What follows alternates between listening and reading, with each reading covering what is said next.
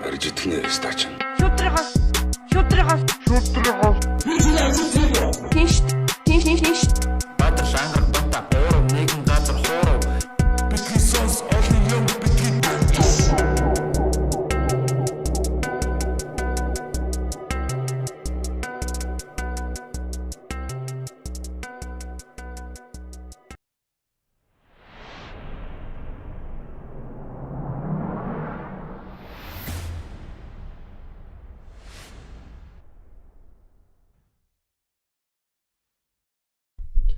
За сайн байцгаана уу эрхэм мөндөд битгий сонсогчдоо та бүхэндээ энэ өдрийн мэндийг хүргэе. Манай нэвтрүүлэг өчигдөр те яг өчигдөр манай нэвтрүүлгийн 1 жил болсон байна. 1 жил те подкаст хийгээд ингээд олон мянган сонсогч нартай болсондоо бас баяртай байгаа. Та бүхэндээ баярлалаа. Бидэнтэй хамт байгаа те. 1 жил сонссонд баярлалаа. Тий 1 жил сонсоогүй ч гэсэн шинээр сонсч эхэлж байгаа хүмүүстээ бас баярлалаа те. Цаашдаа он удаан жил хамт битгий сонсороо гэтэр гэж. За тэгээд өнөөдөр бид нэр студидтэй бас нэгэн сонирхолтой зочныг урьж одоо авчираад байна. Бүр голдоо хийцэн сууж байна. Тий. Яг сүүлийн үед бас тий одоо энэ одоо шинэ онцгой нөхцөл байдалд бас их чухал сэдв гэж бид бүхний одоо харж байгаагаар одоо үзээд байгаа. Энэ сэтгцийн эрүүл мэндийн талаар одоо ярилцахаар сэтгцийн эрүүл мэндийн үндэсний төвийн их эмч гант толго эмч ирсэн байна. За бүгд өнөөдрийн мэндийг хүргье. За таны ажил сайн уу? Сайхан аварчж байна уу? Ажил төрөл сайн. Та микрофон л гаж аваа ойртой. Шинэ одоо хэмнэлтэд дасаад явж штэ тийм ээ. Өмнө нь бол карантины хэмнэлт. Төвчрэгтэй төвчрэл ажиллаж явдаг гэсэн бол одоо харьцангуй төвчрэл багтай. Гадуур явах ажил нь бол амаагүй багассан. Бид нэр өдөөд явах болон ажиллаад байсан. Тэд нар ерөнхийдөө цуслагдаад илүү их одоо яг энэ өвчнөд холбоотой сэтгэл зүйн чиглэлийн төсөл хөтөлбөрүүд, бичиг заасны ажлууд, мөн хэвлэл мэдээлэлтэй ажиллах иймэрхүү ажилттай л явж байна. Таны яг үндсэн ажил бол яг их хэмчээрээ яг одоо өвчтнүүдтэй ажилладаг тийм. Би 12 онд яг эрүүл мэндийн шинжилгээ ухааны их сургуулийг хүний хэмжээ мөртөр төгссөн. Одоо болохоор манай сургуулийн нэр өөрчлөгдсөн те цагдаагийн ихтэй манайх хоёр айгүй нэрээ өөрчилдөг юм сургууль байгаа. Одоо анагаахын шинжилгээ ухааны үндэсний сургууль гэдээ болцсон. За тэгээд сэтгцийн чиглэлээр ажиллаж эхлэхээр сэтгцийн эмч болоод дараа нь сэтгэл засчаар ингээд сураад яг энэ салбартаа ороод явж байгаа. Одоо бол яг сэтгцийн эрүүл мэндийн үндэсний төвийн нийгмийн эрүүл мэндийн дэмжлэгээ сургалт гадаад харилцааны албанд мэрэгчлэлтийн эмч хийж байгаа. Гадаад харилцаа тал руугаа илүү тий нийгмийн эрүүл мэнд гэж тий нийгмийн эрүүл мэнд гэхээр одоо яг энэ өвчин эмгэг гарч байгаа энэ үед эмгэгийнхаа дотоодоос илүүтэй гадагшаага чиглэж ажилладаг. Гэхдээ энэ дээр 2 удаа жижигүрт гарч хонно хүнээ үзнэ. 7 хоногт юу? Одоо сарда 1 удаа 103-т гарна. Тэгэхээр нөгөө эмгэгийнхаа үйл ажиллагаас холдохгүй тулд яг ингээд жижигүрээ хийгээд явдаг юм байна. Зөв. Тэгэхээр яг энэ юу нас эхлэв та те сэтгцийн эрүүл мэнд гэж яг юу юм бэ те сэтгц гэж одоо яг юу юм те энийг бас яг ойлголтын анхнаас нь гоё ингээ суурай гоё тавиад те сонсогч нартай бас ойлгуулад явах нь бид нар ч гэсэн бас гоё ойлголт авмаар байна.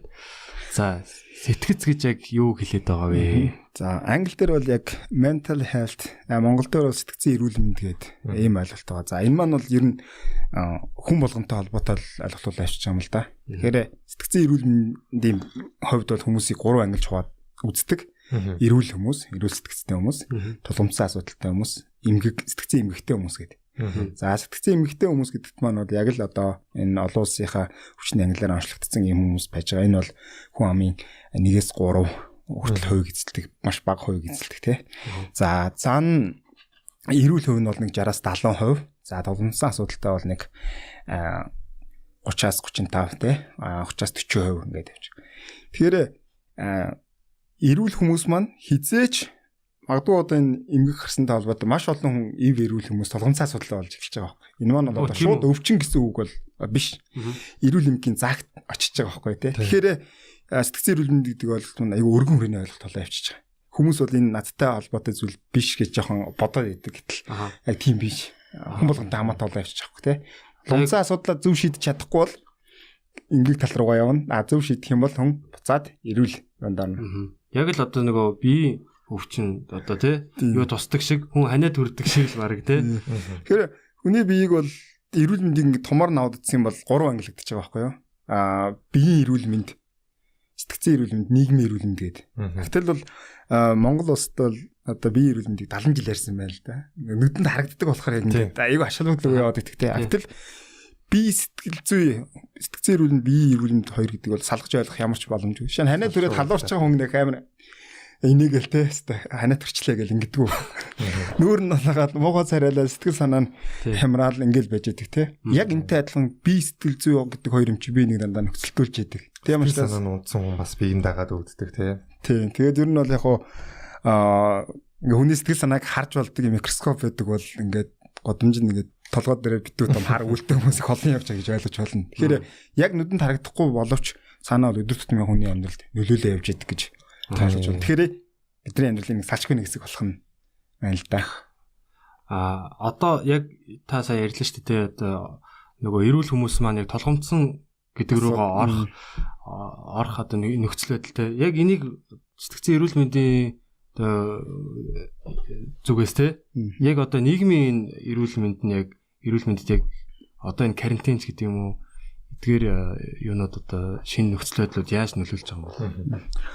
Тэгэхээр хүний яг хэвийн ингээд ажиллаад амьдраад дасан зохицсон энэ амьдралын юм аяг чинь одоо биднээс хамаарахгүйгээр ингээд шал өөр болоод эхэлж штэ те. Хүмүүс ажлын өдрүүдэд ажиллаа хийгээд амралт өдөр амраад ингээд те явах газар руугаа яваад ингээд ажил төрөлжигд явж байгаа чинь энэ бүгд чинь ингээд огцом ингээд биднээс шалтгааллахгүйгээр эрс өөрчлөгдөж энэ бол нийт одоо хүн төрөлхтний хувьд бол энэ аюу тум цогцолт болж ирж байгаа.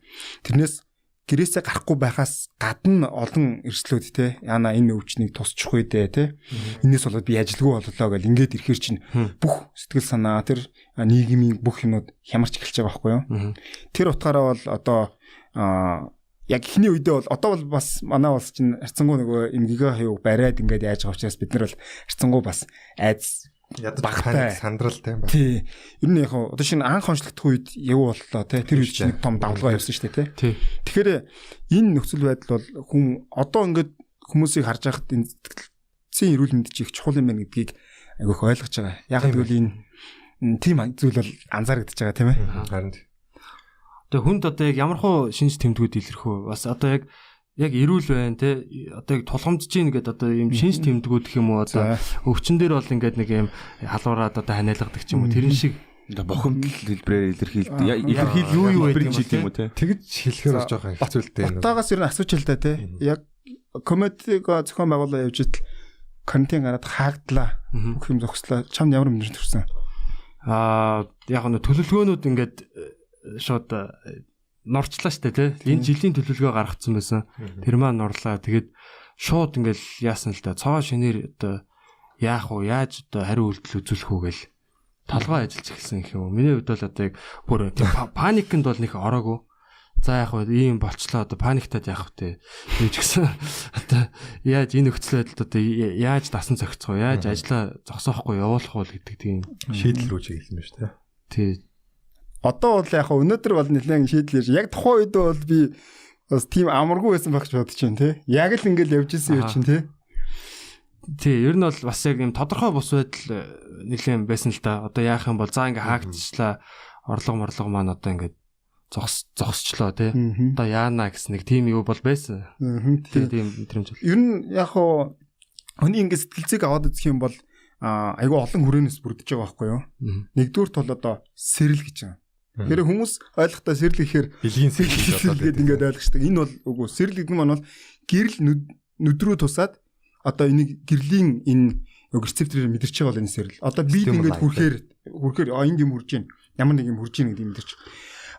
Дуу аваг сонсоод ямар нэгэн чимээ гарч ийн гэдэг. Энэ бүх энэ мэдрэхүйн чинь хамгийн анхных нь одоо юу нь бол сэрэл байж байгаа тий. Тэгээд мэдрэхүй сэтгэл хөдлөл сэтгэхгүй ой тогтоолт анхаарал тийм оюун ухаан тий сая батрал юу гэсэн бэ зохион бодох гэсэн эхлээ сэрэл мэдрэхгүй тэгээд сэтгэхгүй сэтгэл хөдлөл анхаарал ой тогтоолт оюун ухаан зориг үйлдэл гэд энэ олон хүрээнээс бүрдэж идэг. Тэгэхээр сэтгцийн эмгэгүүд буюу толгомцсон асуудлууд сэтгэл энэ хүрээнүүдийн аль хэсгийг нөлөөснөөсөө хамаарад шинж тэмдгүүд нь өөр бол онцлогддог байхгүй юу? Нарийн яриг задлах юм бол бидний сэтгэл зүй гэдэг чинь бол бас ойлгоход бас амаргүй юм юу байхгүй те. Тэгэхээр яг аль нь алин гэдэг. Тийм. Хамгийн түрүүнд бидний хямрах боломжтой бол одоо энэ тодорхойгүй байдлын үед бол сэтгэл хөдлөлийн үед бол бид нар ийм айдастай, төгшүүртэй ийм болж ирэх магадaltaй те. Жишээ нь хүн тархиндаа гэмтэл авчих юм бол оюун ухааны чадварууд нь ерөнхийдөө одоо буурч ирэх. Аль хэсэгт гэмтэл авсан самараа тий. Тийм. Ер нь бол оюуны тэр танин мэдхүйн чадварууд нь буурч ирдэг гэх. Тэгэхээр энэ бол яг нөгөө подкаст сонсож байгаа үзэж байгаа үзэгчтэй яагаад сонирхолгооднээс харьцангуй хэлбэрчлээд ингээд жишээ татаад тайлбарлахыг хичээж байгаа. Би одоо нөгөө гадаадд яг ингээд ажиллаж амьдарч байгаа те бас одоо нэг түр хугацаагаар амралтаар ч юм уу ажиллаар ч юм уу явчаад ингээ эргэж ирж чадахгүй болчиход байгаа. Одоо яг нөгөө онгоцсон бол ингээ тодорхой хэмжээгээр ингээл зөөгөл байгаа шүү дээ те. Гэтэ одоо ингээ нэг юм гаццсан байгаа гэдэг байгаа те. Одоо тэр манай Монгол иргэд те тэр хүмүүсийн бас сэтгцийн хувьд одоо яг ямархуу байдалтай байгаа бол та одоо юу гэж харж байна? За хамгийн одоо наазах нь бол одоо үндсэн хэрэгцээнүүдээс эхэлнэ шүү дээ тий. Хідэн төгрөгтэй байгаа билээ гэсэл эхэлнэ шүү дээ тий. Тэр хүн идэх олдоо унтж гайтайхан газар байна уу гэдгээсээ ингээл юу яж эхэлж байгаа байхгүй тий. Тэгэхдээ тэнд ингээд асуудал үүсээд өвчин тусах юм бол бид тэр хүмүүсийн одоо тусламж үүсгэх авах боломж нь ямар байгаа вэ гэдэг ингээд ирэхээр бол их хүн төгсөл байж байгаа гэж бодож байгаа байхгүй юу тий. Энэ асуудлууд нь харьцангуй гайгүй нөхцөлд байгаа ч хүмүүс бол байгаа. Гэхдээ яг эцсийн эцэд бол ер нь хүн их орон тий ээж аврагвал тэмүүлж штэ. Ер нь тий. Тэгэхээр тухайн нөхцөл байдал бол янз бүр байгаа. Гэхдээ яг ингээд тэнд ажиллаж хийж болохгүй, сурья бас ингэж болохгүй ийм байдалд орсон. Тэгээд тэр нь ингээд хэдийн хугацаагаар үргэлжлэх нь тодорхойгүй байгаа нөхцөлд бол болж игэл ер нь Монголтой ирээд энд одоо өвчин дарахаагүй байгаа учраас гэсэн бодолтойгоо тэр нь амаргүй нөхцөлд байгаа болов уу гэж бодож байна. Ер нь хүмүүсийн одоо нөгөө тэр тэнцээ байгаа хүмүүс чинь ингээд сэтгэл зүйн одоо түрэн хэлж ш заавалчуд тэр одоо хурцтмал байдалтай биш ч гэсэн ингээд хүмүүсийн дотор байж идэг аа гэдэг. Тэгээ байж байгаа гэтэл одоо яг тийм нөхцөл байдлын шалтгаан байхгүй тэр чинь тий одоо яг өөрийнхөө суур сэтгэл зүйн асуудал гэхээс илүү нөхцөл байдлын тийм асуудалд орчингууд нөгөө суур одоо хэрвээ төгшүүрийн эмгэгтэй ч юм уу тэр байсан бол одоо тэд нэр ингээд одоо ихснэ гэсэн үг шүү дээ. Тэгэл байнгын төгшөртөө. Тий, одоо нөө паник атакт орчдөг хүмүүс байдаг шүү дээ. Одоо ингээд ерөнхийдөө бол ингээд амирх төгшөмтгий. Тэнгүүтээ паник атакт гэдэг нь болохоор бүр тийм одоо 5-аас 15 минут орчим үргэлжилдэг. Тэгээд ингээд зүрхэн ингээд дийлсээд яг би бол яг тэрийг яг өөр дөр буулгаж ойлгож хийж чадчих байгаагүй. Маш олон хүмүүс надад тайлбарлаж өгч байсан. Ер нь бол одоо тийм яг ертөнцид өөрийгөө ингэж нэг зүйл гэж мэдрэхэ болдог гэж байгаа байхгүй тийм ертөнцөөс ингэ тусгаарлагдаад яах учраа болохоо болдог холбоогүй болчдөг гэж тийм бүр амар Монгол дээр яг орчуулсан нь яг сандрах одоо дайралт гэж орчуулж байгаа. Шууд орчуулсан. Сандрах дайралт гэдэг. Тэгэхээр тэр үед бол яг хүн контрол алдчихгүй тий надад ингэж байгаа зүрх хаагдчихгүй. Одоо ургал мэдрэлийн тогтолцоол гэдэг юм л да. Одоо сэтгэл зүй ингээд хүн төгшгöd би мохот энэ зүгээс бол яах нь тий нүүр нь улаан. За тэгэл зүрхний сохилт нь олширна. Хөлдөрнө тий. Тэгээд чичрэн бүх анхаарал нь одоо зөвхөн тэр айц дээрээ төвлөрөөд өөрийгөө контролдоход хэцүү болоод ирэхээр хүн их айц автаж одоо өгчгүй контрол алдчихвэ гэдэг ийм айц улам одоо өөрийгөө айлгаж ийм байдал. Энэ бол яг нэг л хэсэг нэг юм л да. Тэгэхээр сэтгцэн эмгэг ингээд F0-оос F9-ийн F0-оос F9-ийн хооронд ингээд англиад үзэхэд маш олон төрлийн эмгэг байгаа л да. Тийм тэрний одоо яг нэг хэсгийнх нь нэг төрөл одоо хүмүүсийн дунд нэлээд бас танил гэх юм одоо сонсоод байгаа нэг иймэрхүү юм байдаг гэж ойлгодог нэг төрөл гэж хэлж байна. Тэгэхээр хүн бол одоо би бол сэтгцэн үед эрүүлээ гэд яг эрүүл дандаа байгаад байна гэдэг ч юм уу те тийм одоо савлгаатай тий. Юу байна гэсэн үг биш юм ба шүү дээ тий. Тодорхой нөхцөл байдал ч гэдэг юм уу янз бүрийн одоо шалтгаанаас болоод энэ бол одоо тэр юун дээр F-д мэд болох юм биш тий. Болно гэсэн үг. Би амар сонир асуусан. Гэтэ ер нь бол энэ бол байнгын одоо юм хатуу зүйл бишээ. Хүн эрүүл бүр эмгэг рүү ч орж болох юм байна тий. Тийм. Тэгэхээр ер нь зүгээр иргэд маань бол залуучууд маань хүний сэтгэл зүй гэдэг чинь бол яг л хүний эд эрхтэнтэй адилхан их чухал зүйлээ тий. Тэгэхээр бусдад ч гэсэн хэлж байгаа үгээ бид нэр их бодож ээж хэлж яахгүй бол чинь хүний одоо сэтгэл гэдэг эрхтэн лөө тий. Зогчин дайрч ин чинь бас нөгөө мясны шарх идэгдэг үгийн идэгдэг үгийн шарх идэгдэг энэ төр гэдэг. Урмын нугалахаар ууцын нугал гэдэг тий. Тэгэхээр ер нь насан туршдаа нэг юмд их гомдсон тий. одоо айсан урам хуурсан хүний хувьд бол тэр нь он удаан жил хадгалагдах боломжтой байна. Тийм учраас иргэдийг одоо яг ийм сэтгэл зүйн эрүүл мэндэд сэтгцэн эрүүл мэндэд ач холбогдол өгж байгаа энэ үед нь бол ямар мессеж өгмөр байна гэвэл айж ичихгүйгээр яг шаардлагатай тусамдаа авдаг л байх хэрэгтэй тийм ээ. Тэгэхээр тэгхгүйгээр яваад идэг нь бол буцаад асуудлын маань бол хүндрүүлээд идэг тийм. Яг үнэ. Одоо нөгөө хорт хавдрын эмчнэр тэгээд идэг штэ. Хүмүүс дандаа хорт хавдрын бүр ингээ хүндрээд хэдгүүр шатанда орцсон оноо ирдэг. Энэ нь болохоор л одоо эмч болохгүй. Тэрнээс яг анханасаа мэдэх юм бол зүгээр гэдэг байгаа штэ тий. Тэр шиг одоо яг анагаахын талаар сайн мэдэхгүй л дээ. Тэр шиг яг сэтгэл зүйн байдал яг л тийм байхгүй тийм. Тэгээ хүмүүс болохоор яг нэг юм галзуу солиотой хүмүүс л зөвхөн сэтгцэн эмч сэтгэл зүйчдэр очино гэж бодсон учраас яг шар хадныхан ичдэг юм шиг тий.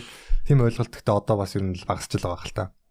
Тийм. Тэгэхээр нийгмийн сэтгэл зүйн өөрчлөлт гэдэг чинь бол хугацаа их ордог юм байна. Тэгээд манайд ийм асуудал байд юм байх ойлгодгүй юм байх гэдэг ингэсэн чинь гадагшаа яваал ингээл эмчнэртэй уулзж байхад бас л ялгааг хэлж байгаа шин. Англиас энэ төр иржсэн эмчнэр ингээл надтай уулзаад асууж байгаа те. Та нарыг ингээд иргэд чинь зүгээргүй энэ төр хилдэг үү энэ төр гэдэг.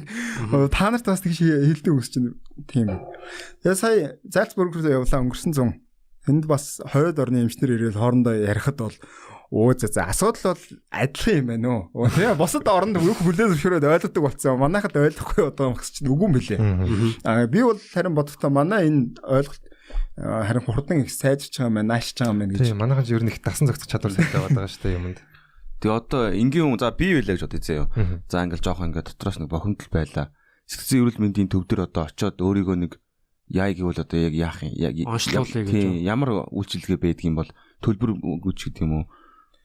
Ямар ч мэдээлэл байхгүй болохоор би одоо ингээд над тэтгэрийг хол санаж байгаа байхгүй юу? Энгийн биш санагдаад өөрөө шийдэх гээл яваад байхтай баг. Тэгэл хүмүүс тэгэл хойшлуулаад байна л да. Тэгээ тэр чинь би одоо явъя гэвэл та зүйлж. За жишээлбэл тий. Ер нь яг бид нар манай төв эрүүл мэндийн яамнаас хууль зүйн яамнаас санаачлаад одоо 1802 гэдэг утсыг өөрчлөлт нэвтрүүлээд одоо жил гарсан болж байна. Нөгөө лайфлайн мөн үү? 1802 тий. Тэгэхээр энэ юу юм бэ гэхээр яг одоо тий ангаргийн асууж байгаа энэ асуултанд хариулт нь болохоор нэгсэндээ яг сэтгцэн эрүүл мэндийн үндэсний төв рүү очиод ингээд үзүүлэх боломж нь ч тэр манайх ч бас хотын төвөөс нэлээд зайтай даа тий. Тэгэхээр энэ утсаар холбогдоо гэдэг үйлчлэг нь. Тийм учраас хөдөө орон нутгаас ч гэсэн хүмүүс нэлээд холбогдож байгаа. Тэгээд асуугаад надад ийм асуудал байна би яах вэ гэхэд мэрэгжлийн эмчээс ер нь чиглэл авчих юм боломж бүрдэж байгаа. Тэрнээс өмнө бол хэцүү байсан та заавал очиж үзүүлэх хэрэгтэй болдог тийм. Тэгвэл хинч ер нь хизээч очиод үзүүлэхэд бол нээлттэй үн төлбөргүй. Яг үн төлбөргүй болсон юм л. Тэгэхээр зүгээр яг олон одоо шалтгаанаас болоод өмнө хэлсэн те нөгөө буруу ойлголтоос болоод хүмүүс хувийн имлэг те ингээд очиад өндөр төлбөртэй тусламж үйлчлэгийг үнэгүй авах боломж нь бол манай дээр бас байна штэ те тийм учраас бол иргэдийг бол очиод асуудлаа бүр эрүүл хүмүүс ямар ч асуудалгүй хүмүүс хүртэл одоо имлэгт очдог ийм тренд бол гараад ирсэн шүү дээ. Ягаад гэвэл би ингээд эргэл байна. Одоо энийг би яаж удаан хугацаанд хадгалах вэ те. Хөө асуудал орчоод ингээд гэснээс ч хамаагүй зөв менежмент болчихж байгаа байхгүй. Жилдээ нэг одоо эмч үзлэгт ордог шиг байхгүй тий. Даатгалаараа гэсэн үг. Ер нь бол манай дээр заавал эрүүл мэндийн даатгал өссөн байх гэх юм байхгүй. Яг иргэний үнэлгээ үзүүлээл бүртгүүлээл тэгэл очоод зөвлөгөөг авах боломжтой. Нэг сайхан ингээд мэрэгжлийн эмчтэй очоод яриад доторхон онгойлгож хатал. Сайн тэр утсыг бас яг би яг боддог байсан аахгүй оюутан багта. Манайд яагаад юм одоо тэгээ гадаад орнуудад бүгд лайфлайн гэлтэй хүмүүс яг байшингийн дээвэр дээр үсрэхээс өмнө те доор байж байхдаа уцаар ярьцдаг нэг утас хахад манайд яхаараа байдгүй юм гэж тал. Одоо байдаг болсон байна те. Тэгээ би яг тэрийг шеэрлжсэн санаж байна айгу баярлжсэн тэрийг хараад. Би бас тэнд чинь сард нэг удаа гарна тэгээд өнгөрсөн 5 сарын хэдэнд байлаа. За 7 минут би жижүүр дээр бас нэгэн эмэгтэйд сайхан тусалсан байгаа. Тэр хүн бол бас ер нь амьдралд нь асуудал үүсээд ингээд башингаас үсрэх хэмжээний тэр ямарчсан байгаа эмэгтэйд нэг хүн ямайг арчлаа гэж бодсон л та 45 минут ярилцаа тэр хүнийг бол тайвшруулад чиглэлийн олго тэгээ юу хэлээгээд тэр чинь хатарцсан үедээ хүн чинь бол тэгээ зөв шийдвэр гаргаж чадахгүй шүү дээ. Тэгэхээр тэр миний хувьд бол одоо бидний хийж чадсан асар том дэвшил. Тийм юм уу яалтчих юм уу. Ягаад тэгэхээр яг сэтгэл зүйн асуудал тулгархад тэнгэр хол газар хатуу болдог байхгүй юу? Яг сэтгэл зүйн асуудал чи яг өндөө бол тий аавда ил хэцүү багштай очих уу хаана очих уу гэл ийм ухралтанд ордог. Нууц хадгалах гэх ингээд одоо өөр тулгдсан асуудлаа өссөн үндэ яриад ах уу энэ төр гээд олон асуудал үүсдэг тий. Тэгэхээр зүгээр яг одоо улсынхаа сургуулийг төгсөөд те мэрэгжлийн салбарт ажиллаж байгаа хүний хувьд бол мэрэгжлийн хүний түвшин нь илүү их дээр байдаг, баримжаатай байдаг. Аха. Ялчгүй. Ханд ч л эдийн засгийн хувьд те одоо байж болох хамгийн хямд төлбөрөөр сэтгэл засгийн тусламж үйлчлэг авсан ч гэсэн тийм байдаг байхгүй юу? Тий. Одоо яг хэрвээ энэ хүний нууц бол одоо ярихгүй байж болно л та. Гэтэ одоо яг ямархуу тийм одоо юм ярьжсэн бол одоо бас зөвөр сонирхуулахад те хүмүүстэй бас тэр бол яг гэр бүлийн асуудал байсан. Тийм. Тэгээд нөгөө тэр утсан дээр бол ингээд хүний нэр мэр нарийн юмнуудыг бол бид нэг авахыг адгүй болж игэл насыг асуучдаг те. Тэгэхээр залуу гэр бүлийн одоо үл ойлголцлоос шалтгаалсан ийм л асуудал байсан те. Тэгэхээр түгээмэл одоо холбогдож байгаа асуудал архины асуудал байна. За хүүхдүүдийн эрүүл мэндтэй холбоотой асуудал байна. За тэгээ гэр бүлийн хосуудын одоо энэ хамтын амьдралтай холбоотой асуудлууд дийлэнх зөнгөлөх нь бол эзэлж байгаа. Хоёр дараа нь гэх юм бол одоо мансуур хоцтой холбоотой хүмүүс асуудал үүсгэхэд бол яг ингээд бичлээд очиод эмчнэрээс зөвлөгөө авахтаа бол айцтай байдаг те. Тим үедээ бол бас уцаар санаа оноо авах. Нөгөөх нь юм бол манай нэг найз болохгүй байна. Манай нэг дүүл нэг л бишээ гэдээ яг хэлэхэр яг асуумжийг ингээд сонсчоод яагаад энийгээд энэ гэхээр бараг ер нь анхны юу гараад ирдэг. За ер нь л үзүүлэх нэ шүү гэдэг юм чиглэлийг авчдаг. Хаана очихоо мэдчихээр тэгэл асуудлыг чинь бараг 50% шийдэгч байгаа шүү дээ. Тэгэж чадахгүй яваад идэв тий. Аха. Архины асуудал гэдээ ярьлаа шүү дээ. Танай архины тасагч нь бас нэлээд чанартай үр дүн гаргаад байгаа гэж сонсч байсан. Тий, одоо наркологийн тасаг гэдээ бас 30 ортой тасаг байж байгаа. Өдрийн эмчилгээгээ төвтөхгүйгээр эмчилүүлдэг бас тасаг байж байгаа тий. Тэгээд архины асуудал бас нэлээд түгээмэл байгаа. Одоо ихтэй багассан байлгүй те. Өмнөх 2000-ад оныг бодвол ер нь бас байна. Яг тоон зүйлтэр бол энэ маань яг бүрийг арилахгүй л те. Тий. Төдийлөн буурахгүй яваад байгаа. Ер нь архинаас одоо ингээд нөгөө хөл өрөө тогтоосонтой холбоотой бас гэр орондоо архитаар сэргийлж нэмтэй холбоотой хүчирхийлэл энэ төр гээд асуудлууд ус. Тэрийг нэр бид нарт ярьж өгөөч. Ямар хөө статистикээс те гэр бүлийн хүчирхийлэл одоо ахуйн архиталт. Тий. Тэгэхээр яг нөгөө л тулгамдсан асуудлаа шийдэх гарцаа олохгүйгээс болоод олон залуучууд архих ууж байна, тамхи татж байна. Магадгүй одоо мансууруулгад сэргэлэх тэр шалтгаан шалтгаан болж байна гэдэг нэг том юм байгаа байхгүй тий. Тэгэхээр нэг найзтайгаа уулзаа сайхан ярьж хөөрөө сэтгэл санаагаа нээгээд хүн бол яаж нэг сэтгэлээ хөнгөлөх гэж л уулзж байгаа тий. Тэгэхээр нөгөө нийгэм дунд байгаа хөвшмөл буруу ойлголт маань яаж юм гэхээр заавал дундаа нэг шил пив ч юм уу те нэг 100 грамм гэдэг энэ ойлголт маань тэгэд нэр уудсан чинь ингээд тайвширч байгаа юм шиг мэдрэмж төрөнгүүт чинь хаста би ингээд нэг бачимдаа надад аяг хэцүүс ажил төрөл бүтэхгүй те эсвэл ингээд яаж гинэ хүн амьтантай муудалцаад эсвэл яг нь ашиг орлого буугаад ийм асуудалтай байсан чинь нэг шилбээ уудсан чинь нэг сайхан дотор онгоогоод нэг айтайхан болчлаа гэсэн мэдрэмж төрөнгүүт тэр хүмүүс яаж гинэ бодол орж нэг ингэж болох юм байна гэсэн бодол эхний шалтгаан нь бол ийм байдлаар хэлж болох нь шүү дээ тий. Архич уусаа депрессант үйлчлэгтэй шүү дээ тий. Одоо юм жоохон дарж игдэг. Комедихэн бас сэтгэл зүй тал дээр юу яаж шүү дээ. Аргагүй хүмүүсийг инээлгэх хүмүүсийн сэтгэл зүй дээр ажилладаг хүмүүс бол бас оновчтой санаануудыг гаргаж ирж байна тий. Найз нөхөдтэйгээ уул нь ингээд бид нар чинь бас ингээд нөгөө чөлөөт нийл Фройд нэ Сигмунд Фройд шүү дээ. Фройд болохоор ингээд анх яажсэн байхгүй. Сэтгэл заслаа ингээд эхлээд явж байгаа шүү дээ. Арга зүүнүүдэд. Тэгээд яг нэг арга зүй болсон байхгүй. Тэр нь болохоор яг бүх сэтгэл зүйчид ашиглах хэрэгтэй биш. Гэхдээ зүгээр энгийн хүмүүс ашиглаж болох арга байхгүй. Зүгээр хин сэтгэл зүйч баг юу ч хийгээгүй байхад хүн ингээд зарим үед өөрийнхөө асуудлуудыг ярьсаар хагаад өөрөө дээрдэд байгааг харсан байхгүй. Тэгэнгүүт яг тэр нөгөө найзуудаараа суух гэдэг тал дээр найзуудтайгаа юу нэгж сууж ярилцвал айгүй эрүүл. Гэхдээ арх уумааргүй байна. Тэгэд сонсож байгаа хүний бас ажил айгүй чухал. Яг юм ярихгүй байх хэвээр. Одоо тий хүн ингээд юм нээзэд ингээд би биндээ асуудал ярихаар нүүдг ингээд зөвлөгөө хүсэж чинь гэж ойлгоод ингээд амар шийдэл зааж өгöd. Одоо чи ингэчээч тэгчээч гэдэг тэнгууд нүүдг нь амар шүүгдсэн мэдрэмж аваад уулын тийм нэг зүгээр ер нь цаашдаа ер нь тэр хүнтэй нэг ярихыг хүсгэ болчихдог байхгүй. Зүгээр дугаа сонсоод өгчих юм бол тэр хүн чинь ярьж их үед ингээд толгойнх бодлууд нь зэгцрээд явангат нэр ин чин гэ тэ. Яг үнэхээр юм ярмаар байл зүгээр асуулт асуугаал явуул тэ. Айгу зүгээр шүүхгүй л байх хэрэгтэй ер нь. Тэр 45 минутанд би юу хийсэн бэ гэхээр ер нь ингээд хамт байгаа шүү те гэл тэр эмгтэйг бол сонссон байхгүй. Таныг ойлгож байна гэдэг. Тийм, ер нь тийм л ганцаараа биш шүү гэдгийг сайн ойлгох. Тийм. Одоо намайг ойлгох хинч байхгүй байна гэж хэлж яхад би одоо таныг ойлгох нэг хүн байна те. Нэг хүн байна. Тэгэл өстой багтарсан ингээл ойлал ингээл. Тиймэрхүү кейсүүд бол айгүй түгээмэлтэй. Тэрийг одоо янз бүрээр даван туулж байгаа хүмүүс. Магадгүй зарим нь бол одоо яах нь амиа орлох тохиолдол хүрч байгаа ч үүсэх аргагүй шүү дээ те. Тэгэхээр тэнд бол яг ингээд сонсоод эхний баг 20 минут ингээд ойлж байгаа байхгүй те. Тэгээл ингээд аажмаар дотор нь гоогод юмыг ингээд юу үлээ гэд ирүүлэр харж эхэлж байгаа юм те. Тэгэхээр яг сая хэлдэг бол маш чухал санаа л да. Ер нь нэг сайн сонсдог найзтай байна гэдэг бол айгуу чухал. Нэг сайн сонсдог найз байхгүй бол нэг сайн сэтгэл зүйчтэй байх хэрэгтэй болчихлоо юм. 1802 тий. 1802. Манай одоо сонсогчд холбогдвол би бас байж магадгүй л. Гадуулга юм чи юу? Гадуулга юмчтэй ярэ. 45 минут ярмаар байна.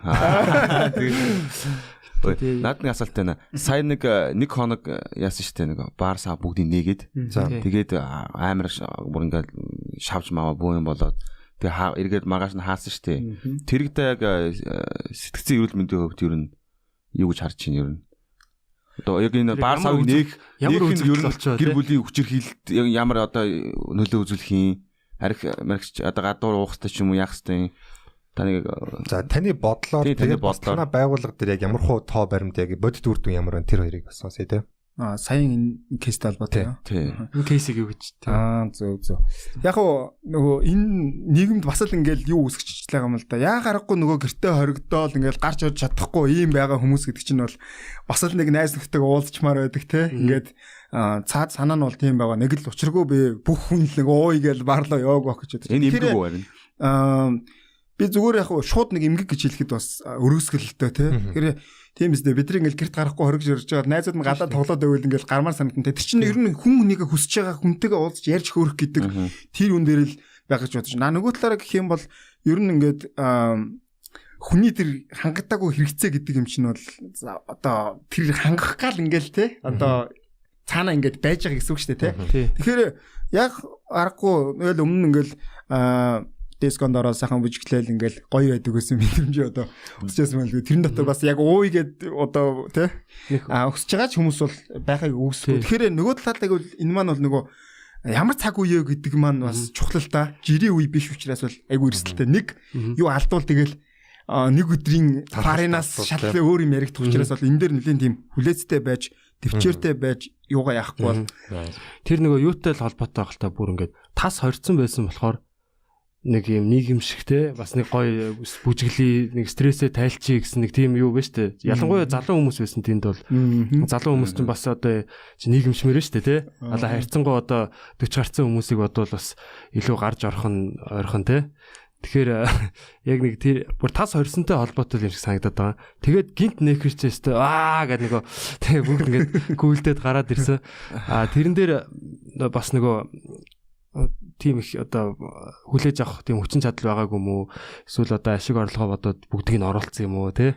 Нэг тийм дээр яг нөгөө одоо менежментийн хувьд алдаа гарчиж байгаа юм л да. Тэгэл бас л эндээсээ л бид нар сурах хэрэгтэй болж байгаа юм те. Тэгэхээр анх бол яг шийдвэр гаргах шүү дээ. Нэгтээ бол нэг учиргүй тэгээд дүүчин гэж бас тооцоолоогүй л байсан баг. Гэтэл тэгэл нийгэмд айгүйх шөмөлт агуулад ирэнгүү чинь бид нар чинь эндээсээ л яг сурж штэ те. Тэгээд ер нь яг би энэ дээр бол ер нь эрсдэлтэй юм хийжлээ дээ гэд гайгуугасаа л гэж бодож байгаа. Эмчнэр бол яг одоо яг нонцоо цагдаагийнхан бол юу гэж бодож байгаа нэгвэл за ингээд манайд гайгуугасаа л гэж зүрэн залбирч байгаа те. Иргэдчихсэн тэгж байгаа гэж бодож байна. Тэгэл яг ингээд дайчлаганд явлаа. Би бас өөрөө ч хүртэл одоо тий карантинд орчод ирсэн шүү дээ. Тийм үү? 14 хоног. Та гадаад орчод ирсэн тий. Үгүй энд нөгөө гаднаас ирсэн хүмүүст одоо ингэж үзүүлээд тэгээд эмчтэр нь бүр хамт одоо карантинлж байгаа шүү дээ. Ингээд яах вэ? Тэр чинь би бас хамаагүй гадаар иж болохгүй тий. Тэгээд яг 14 хоног карантинлэгдээд биеэрээ мэдэрсэн. Тэрнээс өмнө яг энэ дайчлаганд явах ч хүмүүст айгүй их сэтгэл зүйн одоо энэ лекц байсан уншсан байхгүй тий. Карантинлэгдвэл ингээд 50 байх хэрэгтэй энэ төр гэдэг тий. Бараг 4-500 хүнд сургалт хийжсэн. Яг өөрөө карантинлэгдээд тэгээд юм заасан учраас те тэгээд тэнд бол барьцаад 14 хоногийн заасан тултаа. Өөрөө өөртөө заагаад талент харж байгаа. Тэгээд яг харахгүй бүр хинтэж уулзахгүй 14 хоног байчаад гарч ирсэн. Гоног хэцүү байна уу? яг ингээд угаасаа л 14 хоног гэдээ орохоор бол гайгүй мөлий. Тэгээд компьютер аваад орчиж байгаа унших номнууд байж байгаа юм те. Тэгээд чинь сүлжээтэй газар учраас. Гэхдээ би бол тэнд нөгөө яг эмчээр бол биш. Яг тусгаарлагдсан статустай орчиж байгаа байхгүй. Тэгээд яг хүмүүсийг бол ойлгосон л доо бас яг азтай дээр байсан газар маань бол хоол унцаатай байсан учраас тэгээд 14 хоног яг бүх хугацаа өөртөө зарцуулсан тэгээд амарцсан те. Тэгээд тэрнээс өмнө Робинсон Крузаг яг уншсан байсан байхгүй юу? 28 жил эдгүй арга дээр те. Тэгээд тэрийг уншсан учраас 14 хоног хажууд нь бол ерөөсөө 14 хоног бол сэлжээтэй хоол ундтай те. Тэгээд яг аратан амтан байхгүй тийм тийм учраас бол зэрлэг багч байгаа хүмүүс байх гэдэг. Оронгууд эхний өдөр шууд шинжилгээ аваад те сөрөг гараал тэгэл 10 дахь хоног дээр шинжилгээ өгөө сөрөг гараал ингэнгүүт за окей. Эндээ яг яс журмын дагуу байжгаад тэгээд бас тэр баг бяцлал болсон шүү. Танаг те. Яг ингээ өөртөө цаг хугацаа Эвх бүр ингээ одоо ч бид нар залуучууд гэдэг чинь тэ ярс цаг байхгүй байна. Би уг нь ийм сурмаараа ийм хиймээр нэгс пак гэл ингээл нэг гинт мөнгө орж ирэх хүн айгу сонирн болдог байна. Тэр шиг ингээд бүр цаг 24 те бүр 48 72 бүх цаг миний мэдл төрөөд ирсэн чинь жоохон цаг хугацаа хит их цаг хугацаар шоконд ороод. Гэтэ шок бүтээлтэй. Тэгээ тэнд 3 ном уншиж дуусгасан те. Тэгээд бас хиймээр байсан юм да хийгээд. Яг хоо сошиал орчны бас их давуу тал байна да. Facebook дээр нэг групптэй, английн нэг групптэй. Тэд дээр одоо тий өдрийнхөө мэдээллийг оруулангууд за манайхан сэтгэл санаагаар дэмжиж тэр хүртэл амар нөлөөлж байгаа байхгүй. Хүнтэй ер нь харьцах бас их чухал юм байна тий. Ер нь юм ганцаараа байгаа юм шиг мэдрэмж биш тий. Тэр мэдрэмж чи их одоо хүнийг юм эвгүй болгодог юм. Тэгээ тэн дээр нэг юм айгу ойлгосон. Одоо бид дөрөв ингээд яриа сууж штэ тий. Тэгэхээр сошиал ертөнц бол одоо хэдийгээр бид нар харилцаж байгаас яг энийг гүйцэхгүй гэдэг нь бол харагдаж байгаа байхгүй. Эхний өдрүүд л айгүй хөтөмжтэй ингээд байжгаад яг 12 3 хоногоос эхлэнгүүд ер нь тийм нэг жоох монотоны болоод бүтээмж ингээд жоох удаашраад ингээд эхэлт юм лээ. Бүх юм ингээд нэг талаас яваад байгаа учраас би одоо ингээд тэгээд нэг өрөөнөөс гарахгүй байх чинь гараал нэг хүнтэй уулзаад сайн уу энэ үг гэл ингээд явахаар хүн биенээс асрах энерги авт юм л гэж би бол ойлгосон. Нөө шилний цаанаас модон чирд олоод байгаа юм шиг байна. Тэг яг нэг тийм нэг юм хогийн та өрөөндөө гав ганцаар байсан юм уу? Гав ганцаар. Бүр амар тийм. Хүмүүс ч 2-2-оор ордог юм билээ шүү. Тийм үү? Зарим өрөөнүүд тэгээд зарим өрөөнүүд. Тийм. Манай юу ч нь бол нөгөө бид нар чинь өөрсдөө яг тийм сэжигтэй тийм тохиолдол руу орсон учраас бол бид нар яг юу л да зүгээр гадаадаас хүрээд ирсэн хүмүүс биш тийм. Та тэгвэл одоо яг жинхэнэ хөл өрөөг бол биеэрээ мэдэрсэн юм шүү. Одоо энэ Оросд 2 дахин илүү хөл өрөөс өвчрхийл Монголд 80% нэмэгдсэн гэдэл мэдээ яваад лээ. Оросд бол гэр бүлийн өвчрхийл. Би энийг бол яг сэтгэл мэдрэлийн үүднээс задлаад яг нөгөө нэг гişүүдийнх нь хуваар те эрэгтэй хүнд ямар эмгэгүүд илүү нийтлэг эмгэгтэйчүүд яг илүү хөл өрөөнд ямар эмгэгүүд илүү их үзүүлээ хүүхдүүд яг юу ямар эмгэгүүд илүү их үзүүлж байгааг бас хүүхдүүд одоо ингээд харж байгаадаа өсвөр насны хүүхдүүд те хүүхдүүдэд ямар асуудал үүсчихнэ гэхлээрээ нөгөө хүүхдийн хэрэгцээ бол асар их тэр бие махбодын хэрэгцээ байж байгаа. Асар их энерги цаана ингээд угаасаа үйлдвэрлэгдчихэд те тэр чинь мөр гүүж харааж яж найз зөвсдөгөө хөөцөлдөж тоглож яж ингэчиж шатаад гэтэл ингээд суужхаар хийх байх юм олж ядж जैन тэгэд нөгөө дэлгэцийн хамаарал гээд те гар утас компьютер гээд ингээд асуудал бол өсвөр насны хүүхдүүд дээр гарч ирж байна. За залуучууд дээр бол яг нөгөө амьдралын хэм маяг одоо хөл өрөөнд орцсон байгаатай холбоотой ажил төрөл нэгээ зогссон байгаатай холбоотой зөв би тэр карантин байхдаа бол ороод нэг л юм яг баримталсан л да. Яг л ингээд нөгөө унтдаг цагтаа унтаал босдог цагтаа босвол яг тэр хэм маяга хатгалъя гээд. Тэгэхгүй хамт тэнд карантинд орсон бас 7 8 хүн байсан те. Зарим нь бол ингээд шинжэнгөө ингээд унтахгүйгээр ингээл утасмцаа оролдол ингээл яаж ин өдөр нь ингээд нойр солигдчиход байна гэсэн. Нэг групп чат үсгэсэн те бид нар чи хоорондоо мэдээлэлтэй солилцож байгаа. Тэгэхээр яг тэгж явах нь бол хамаагүй ашигтай болоод ирж байгаа байхгүй юу? Тэгэхээр бүтээмжтэй оройг унтдагтаа унтдаг, 11:30 гээд унтдаг, өглөө 5:30 гээд босдогтоо босоод яг те нөөрөө угаагаал шидээ угаагаал ер нь ингэхээр яг тэгтэл чинь яг нойр ингээд солигдоод ирэхээр тэнд бол хэцүү болж эхэлнэ. Сэтгэл санаа нойр бол асар их чухал шүү дээ тий. Тэгэхээр чухал байна тий. Одоо яг энэ хэсэг дээр бид нар чи одоо нойрны асуудалтай байгаад яг энэ дээр яг нойрны талаар асууж байгаа. Одоо нойргүүдл тий. Эсвэл одоо нойрны нөгөө хим алдагдах, өдөр шин солигдох энэ одоо сэтгцэд яаж нөлөөлж байна? Оюутан байхдаа би өглөөний өнгө гэдэг номыг сэтгэл хөдлөлөөр уншаад 5 цаг тусдаг баатар болвоо. Тэгээд нөгөө оройгоо ерөөсөн мууш тэр хэсгийг баг ингээ ойлгоогүй юм яасан. Ерөөс ойлгоогүйтэй өсрэл Тэгэл өстой эхний үед ч өстой 5 цагт эхний хэд хоног 5 цагт тосоод ирсэн чи өстой бас л нөгөө те өглөөний 3 цаг ингээд фул гараад ирж байгаа. Бараг юу ихэ мэдгүй байлаа те ном шал ингээд. 7 хоногийн нараас эхлээд миний яг нөгөө хэвийн бэдэг юунаас доош унчтай энерги те. Яг ажил дээр очиод ингээд хичээлээ бараг ойлгохоо байлаа эхлээд. Тэгээ буцаад ном уншлаа. Тэгсэн чинь орой ингээд 11 дунтжээж өглөө 5 цагт 10 дунтжээж 5 цагт тосно гэхээс биш. Өглөөний өгдөг чинь орой асахгүй мэнэ. За тэгээд ойлгоод өстой орой унтах гэж хичээвэ. Өглөөний нойртой биш оройнхоо нойртой ажиллах хэрэгтэй мэн гэдгийг ойлгоод нилээн яагаад жигдэрсэн л те. Тэгээд дараа нь ангаахад өгсөд сэтгцэн эрүүл мэндийн төвд ажилд орлоо. Уулзж байгаа хүн болгон ирж байгаа хүний баг 90-ээс шүүн дандаа нойрны асуудалтай. Тэгээд юу сэтгцэн эмгэг үүсдэг нэг том хүчин зүйлс нь бол яг цэвэр нойрны асуудал. Уул суурн юм тийм. Тийм, уул суурн гэж. Тэгэн гут ямар одоо энэ чинь ямар амар юм бэ те. Тэгээд яг одоо нойрны асуудалтай хүмүүс сууж байна. 5 цагаас ингээд босдгоо болоод угаасаа анагаахын хичээл ном ингээд юу айцсан те. Ажил бүр 9 цагаас эхэлдэг. Тэгэхээр чи би 5 цаг тусах ямар шаардлагагүй. 7 цаг хүртэл унтдаг болох гэж нэлээд ажилласан байхгүй юу. Тэгэл 7 цагт унтдаг орой 7 цаг унтдаг. Өглөө 5 цагт босчод байгаа сэрчээд байхгүй. Тэгэхээр 7 хүртэл мөн унтчихмаар байгаа байхгүй. Аха. Тэгээд яг ингэж сурцсан тэр дадал чинь ерөөс тийм амархан алуу болдгоо юм байлаа. Тийм нөө биеийн биологийн цаг чинь тохирчхороо буцааж тохируулах гэж нэг 4-5 хоног болоод байд. Тэгээд нойрны ач холбогдлыг аягуулсан ойлгоод найзууд ингээд уулзч малцаад яа хэвээр нойроо дэлгүү унтаад гэх юм. Би ерөөсөө тэн дээр окей хэвээр маш сайн байна те. Гэхдээ аль болох эрт унтах хэвээр эрт босох хэвээр аль болох гэж зөвлөж байгаа. Тэгэл нойрон дээр бүр яг гэдэж байгаа хоол шиг ач холбогдол өгдөг болж гисэн. Одоо бол залуучуудын дунд ийм нэг юу ойлголт байгаа шүү дээ. Амжилтанд хүрэх гэвэл нойрыг одоо нэг хоногийн нойрыг золиослох. Яг тэр айгу буруу байхгүй. Нойрыг одоо унтаж bis сэрж барддаг энэ төр гэдэг ингээ ялан дийлэх хэрэгтэй юм шиг. Хүний үндсэн тэр хэрэгцээг тэгж механикаар яана гэдэг бол асар том эрсдэл байхгүй юу? Тэрний дараа угаасаа ингээд нойр хасаад яваад тахад нойр сайтай байгаа хүнээс хамаагүй бүтээмж ингээд бур хандахтай болоод ирдэг байхгүй юу? Тэгэхээр яг хуу ер нь нойрны унтсан цаг дээр бол нэг айхтар хатуу ярихаа болоод унтсан цаг чинь бол тогтмол байх хэрэгтэй, чанартай байх хэрэгтэй гэж байгаа. Тэр хүн магадгүй 6 цаг унтаад ханж болно, нойрно 5 цаг унтаад босч ирээд асуудалгүй. Магадгүй 8 цаг унтаад яадаг ч юм. 8 цаг хөрөөж унтсан, 5 цаг нам унтсан гэж байна. Тэгэхээр бол ер нь дунджаар бол миний баримталдаг юм бол 7 цаг болж дунд те 6-8 цаг гэж яадаг байхгүй те. Гэхдээ хүний нойрны хэрэгцээ бол янз бүр. Болж игэл тогтмол цагт унтаад тогтмол цагт босдог хүн бол ямар ч ачаалтай үед байсан бол биеийн тэр бол их сайн болчдөг те. Сайн болд. Тэгэхээр сэтгцэн эрүүл мэндэд нөлөөлөх маш энгийн зүйлүүд гэх юм бол номер 1-т бол би бол нойрог гэж хэлнэ. Нойрог гэж байна шүү дээ. Тийм байхгүй. Маш чухал те. Амар тийм нөгөө эмчнэрийн л мэддэг тийм асуудал байдсан болог гэхээр зүгээр л нойр ч юм уу хоол хөдөлгөөн ойр зур юмуд байж байгаа байхгүй асуудлууд төр. Тэгээд нойрны асуудал ингээд цааш нь задлаад яг яагаад та нойрог болцсон бэ гэдээ ингээд яриулахаар маш энгийн юмыг очиад алдагцсан байдаг байхгүй тий. Тэгэхээр 3 цагт унтаал байгаа хүн бол яаж ч бодсон л нойрны асуудалтай болно тий. Эсвэл яг нэг ингээл залуучуудыг харж байгаа ч ерөөс ингээд оройны хэмнэлэн тэр нойрны эрүүл ах уу гэдэг чинь одоо эрүүл холттой адилхан байхгүй юу?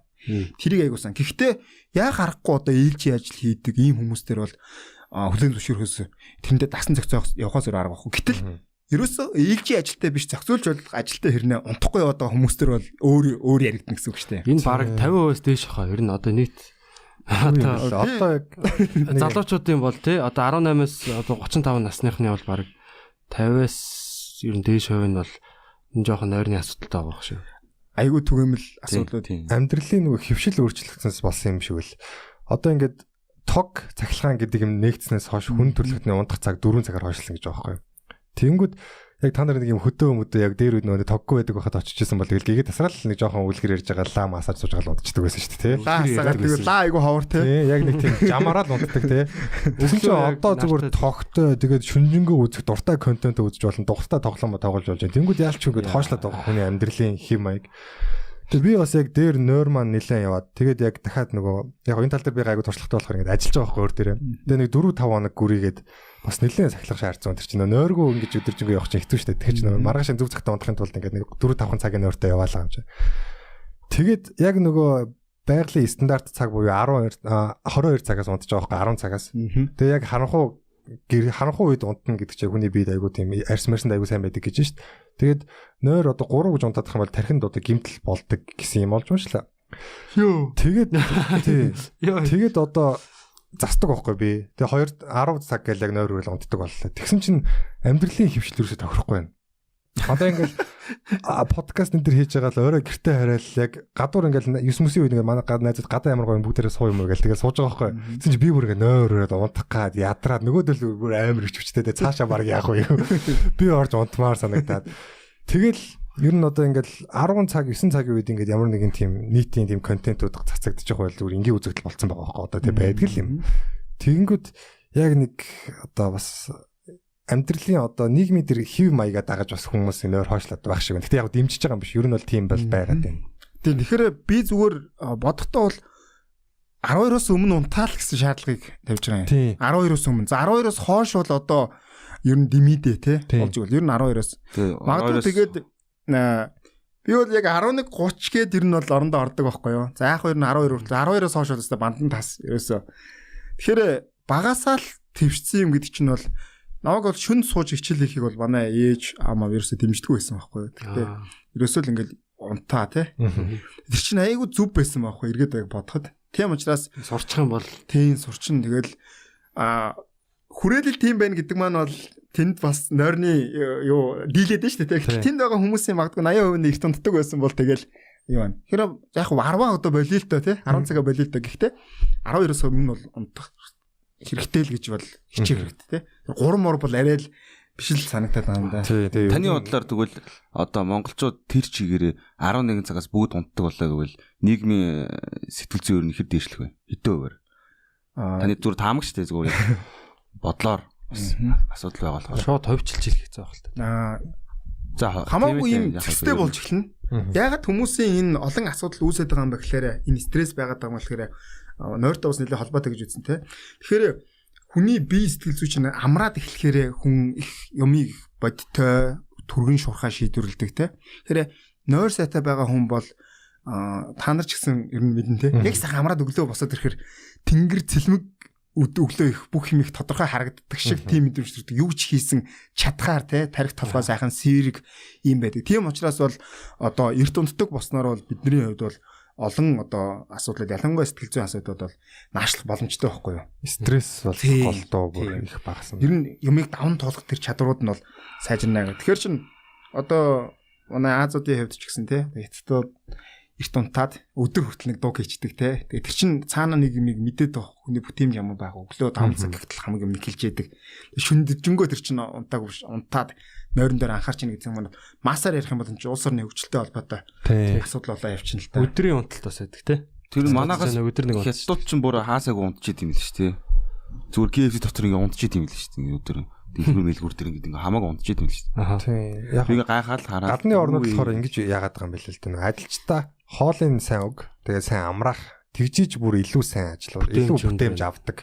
Тэгэхгүй яг ингээд нөө чардаалгаж дайрж байгаад илүү бүтээмж авна гэдэг бол яг муухар байгаа даа. Тэр чинь нөгөө сүултээ ядарсан тэгээд бие нь ядарчхаар хүн чинь тэр ажлыг нэг хийх сонирхолгүй болчих хичээхгүй болчихно гэсэн үг байна. Тийм тэгэхээр одоо тэд нар маань бол эхлээд яг л бидний явжсэн замаар явжсэн байгаа шүү дээ. Тэгээ шахаал ингээл зүтгүүлжсэн чинь тэгэл олон судалгаа хийгээд үзэхээр энэ ашиггүй мэнэ гэдэг. Одоо бол манад яг энэ араасаа явж байгаа байхгүй юу? Хувийн секторт ажилладаг найзуудтайгаа танилуудтайгаа ингээл яаж яхад бол ажиллаар яагаад тэгээ шүн мөн сууж ажиллая гэхээр над дээрсээ толгойд бууддаг байхгүй юу? Тэгээ шүн тэгээд ажилтсан хүний бүтээмж маргааш нь ямар байх вэ ингээл. Гэхдээ хүний бие чинь агуу. Тасан зохицоод ялангуяа залуу байх тусмаа бол болгоол яваал юм. Тэгэхээр хүний биеийн жишээ нэгт бол одоо уушхны гэхэд бол 70% нь ажиллаж яадаг, 30% нөөцөнд байж яадаг. Бие махбодын тэр ядарт гэдэг юм чинь бас тэгж үүсдэг. Гүрийгээл яваад байна. Тэгэл нөгөө нэг нөөц чинь явсараа гал туйлдаад ирэхээрээ нэлээ хоохон очиод унахна шүү дээ, тий. Бүр ингээд явах. Тэгэхээр нөөцөө шавхчих юм бол буцаад нөгөө нэг жирийн нойроор жирийн хоол ундараа сэргэж босч ирж чадхаа болоо. Тэгээд смутийн тэр стрессийн шилбан сэтгцэн эмгийн тасаг руу одоо асар их урт очир үүссэн хэдэн зуугаар очирсан байна шүү дээ. Тэр нь гоё гэсэн угаасаа яг тийм. Тэгэхээр чин нойр гүтэлтэй тэр тал дээр нэг айгуу сайхан болдог гэж сонссон. За амралт чухал юм байна те. Өөр ямар одоо энэ сэтгцэн эрүүл мэнд талаас за сэтгцэн эрүүл мэнд талаас хүн одоо авж байгаа мэдээллийн чанар их чухал. Хүн гаднаас авж байгаа тэр мэдээллийн чанараар хүний одоо амьдралын чанар бараг тодорхойлогддог гэж хэлж болно. Одоо энэ шар мэдээлэлтэй энэ гүтгэлэг тэгээд яах нь янз бүрийн контентууд чинь бол нөгөө талаар бол сэтгэл зүйд бол асар хүчтэй нөлөөлөл үзүүлж байгаа. Нэг талаасаа бол баг хор хөнөөлтөй нөлөөлөл үзүүлж байгаа хөх те. Тэр болгоныг биеэрээ мэдэр сэтгэл зүгээр ингэнэ гэдэг бол ер нь хэцүү. Тийм учраас та яг ямар яг одоо яг тиймэрхүү төрлийн мэдээлэл гэдэг. Одоо жишээ нь ингээд зурагт үзэж сужитал тэнд нэг юм аваар болоод 4 хүн газар дээрээ нас зурлаа гэл ингээл хилэнгүүт чинь тэг хүмүүс чинь яг инстинктээрээ тэг бүр цаанаасаа муу мэдээлдэх дуртай байдаг. Тэр нь бол нэг хүний муу дуртай гэхээс илүүтэй байгалийн нэг байглаасаа бүр те тэг би яг нөгөө аюул хаанаас ирж ийн гэдэг тийм баг нэг өөрөө хамгаалах инстинкт юм шүү те. Тэ нэг аюул тэнд аюул нэгээ тийшээ төрүүлж анхаарал хандуулдаг те. Тэр чинь нэг тийм мэдээ чинь хүнийг ингээд сортолцоод явчихдаг шүү дээ. Юу яасан юм бол гээл тэгэл хамаг анхаарлаа төвлөрүүлээд тэр чинь нэг хэдэн минут үзчихэл та те. Тэгэхээр хүн тийм мэдээлэл авангууд буцаал яг нөгөө нэг айдас төвшөрийн мэдрэмжүүд нь хүн төрж эхэлж байгаа те. Хүний тархинд муу бодлууд орж ийн. Тэгэл болоогүй юмыг өөрчилж яана би ингэ явж байтал ингээд амьдрах баталгаа алгаа те. Ингээл зөндөө олон муу бодлуудыг Монгол сүрж ийн те. Тэгэхээр энэ юу гэж байгаа юм бэ гэхээр ер нь хэрэг мэдээлэл хүн авах хэрэгтэй. Гэхдээ тийм мэдээлэлээр хөөцөлдөх хэрэггүй. Одоо манай эмчнэрийг бол би тэгж боддتي. Яг ингээд сэтгэл би л сүмөттэй ажилд ороод ингээд хичээл ном уншаад эхлэнгүүтээ тийм яа мэдээлэлээр хөөцөлдөх нь хамаагүй багассан. Яг шаардлагатай юм бол яахын тэрийг үзээд дээрс нь зарим нь ингээд их сурвалжийн их тодорхойгүй байгаа юм байна тий. Тэгэхээр нөгөө талаас яг эсрэгээр адилхан. Эерэг зөв хүнд юм болохоор бидний амьдралыг одоо өөдөн татгаар биднийг хөгжүүлэхээр шин санаа өгөхөр ийм мэдээлэлүүд бол буцаад тархийг тижиж идэг юм л да. Эргээр те. Тийм учраас бол яхаа үзэж харж байгаа юм дээр хүмүүс нэлээд тийм цензуртаа яахгүй бол хүний тархи бол хогийн сав биш ээ. Нөгөө талаас бол манай контент үйлдвэрлэгчд энийг бас бодож яах юм бол контент маань илүү их хүмүүст хүрч өгөөч. Манай контентууд бас яг уу дажгүй л байгаа шиг санагдаад байгаа. Ер нь сэтгүүлчд илүү энэ нөгөө шар мэдээ гэх юм уу те нөгөө хүнийг айдас цав. Яг тэр нөгөө цаад яг надад ямар эффект одоо өгөөд байгаа нь болохоор ингээд нэг айлах гээд байгаа юм уу, үзий ядал төрүүлэх гээд байгаа юм уу, хардтал төрүүлэх гээд байгаа юм уу те. Ялангуяа одоо нэг улс төрийн одоо сонгуулийн үед те энэ уур амьсгалд бол нэг тиймэрхүү ингээд яг хиний талаас хиний өмнөөс бичээд байгаа, хин рүү дайрж бичээд байгаа мэддэхгүй нэг юм юунууд те. Тэгээд тэр нь айгүй их одоо нөгөө төгжийн одоо энэ нийгмийн сүлжээгээр те одоо ингээл нэг ямаа чирж ин ч гэдэг юм уу те. Өдөр болгон нэг юм ингээл ягаал хэрэлдээл алцаал ингээл байждаг. Тэгэхээр энэ болгоноос бид нар бас одоо нөгөө нэвтрүүлгээр хэлдэг л те. Аль болох юм айдас давтуулсан ч юм уу тийм бити үзээ. Эерэг юм үз. Те ингээд яг өөрөө сонгоод үз тэрийг.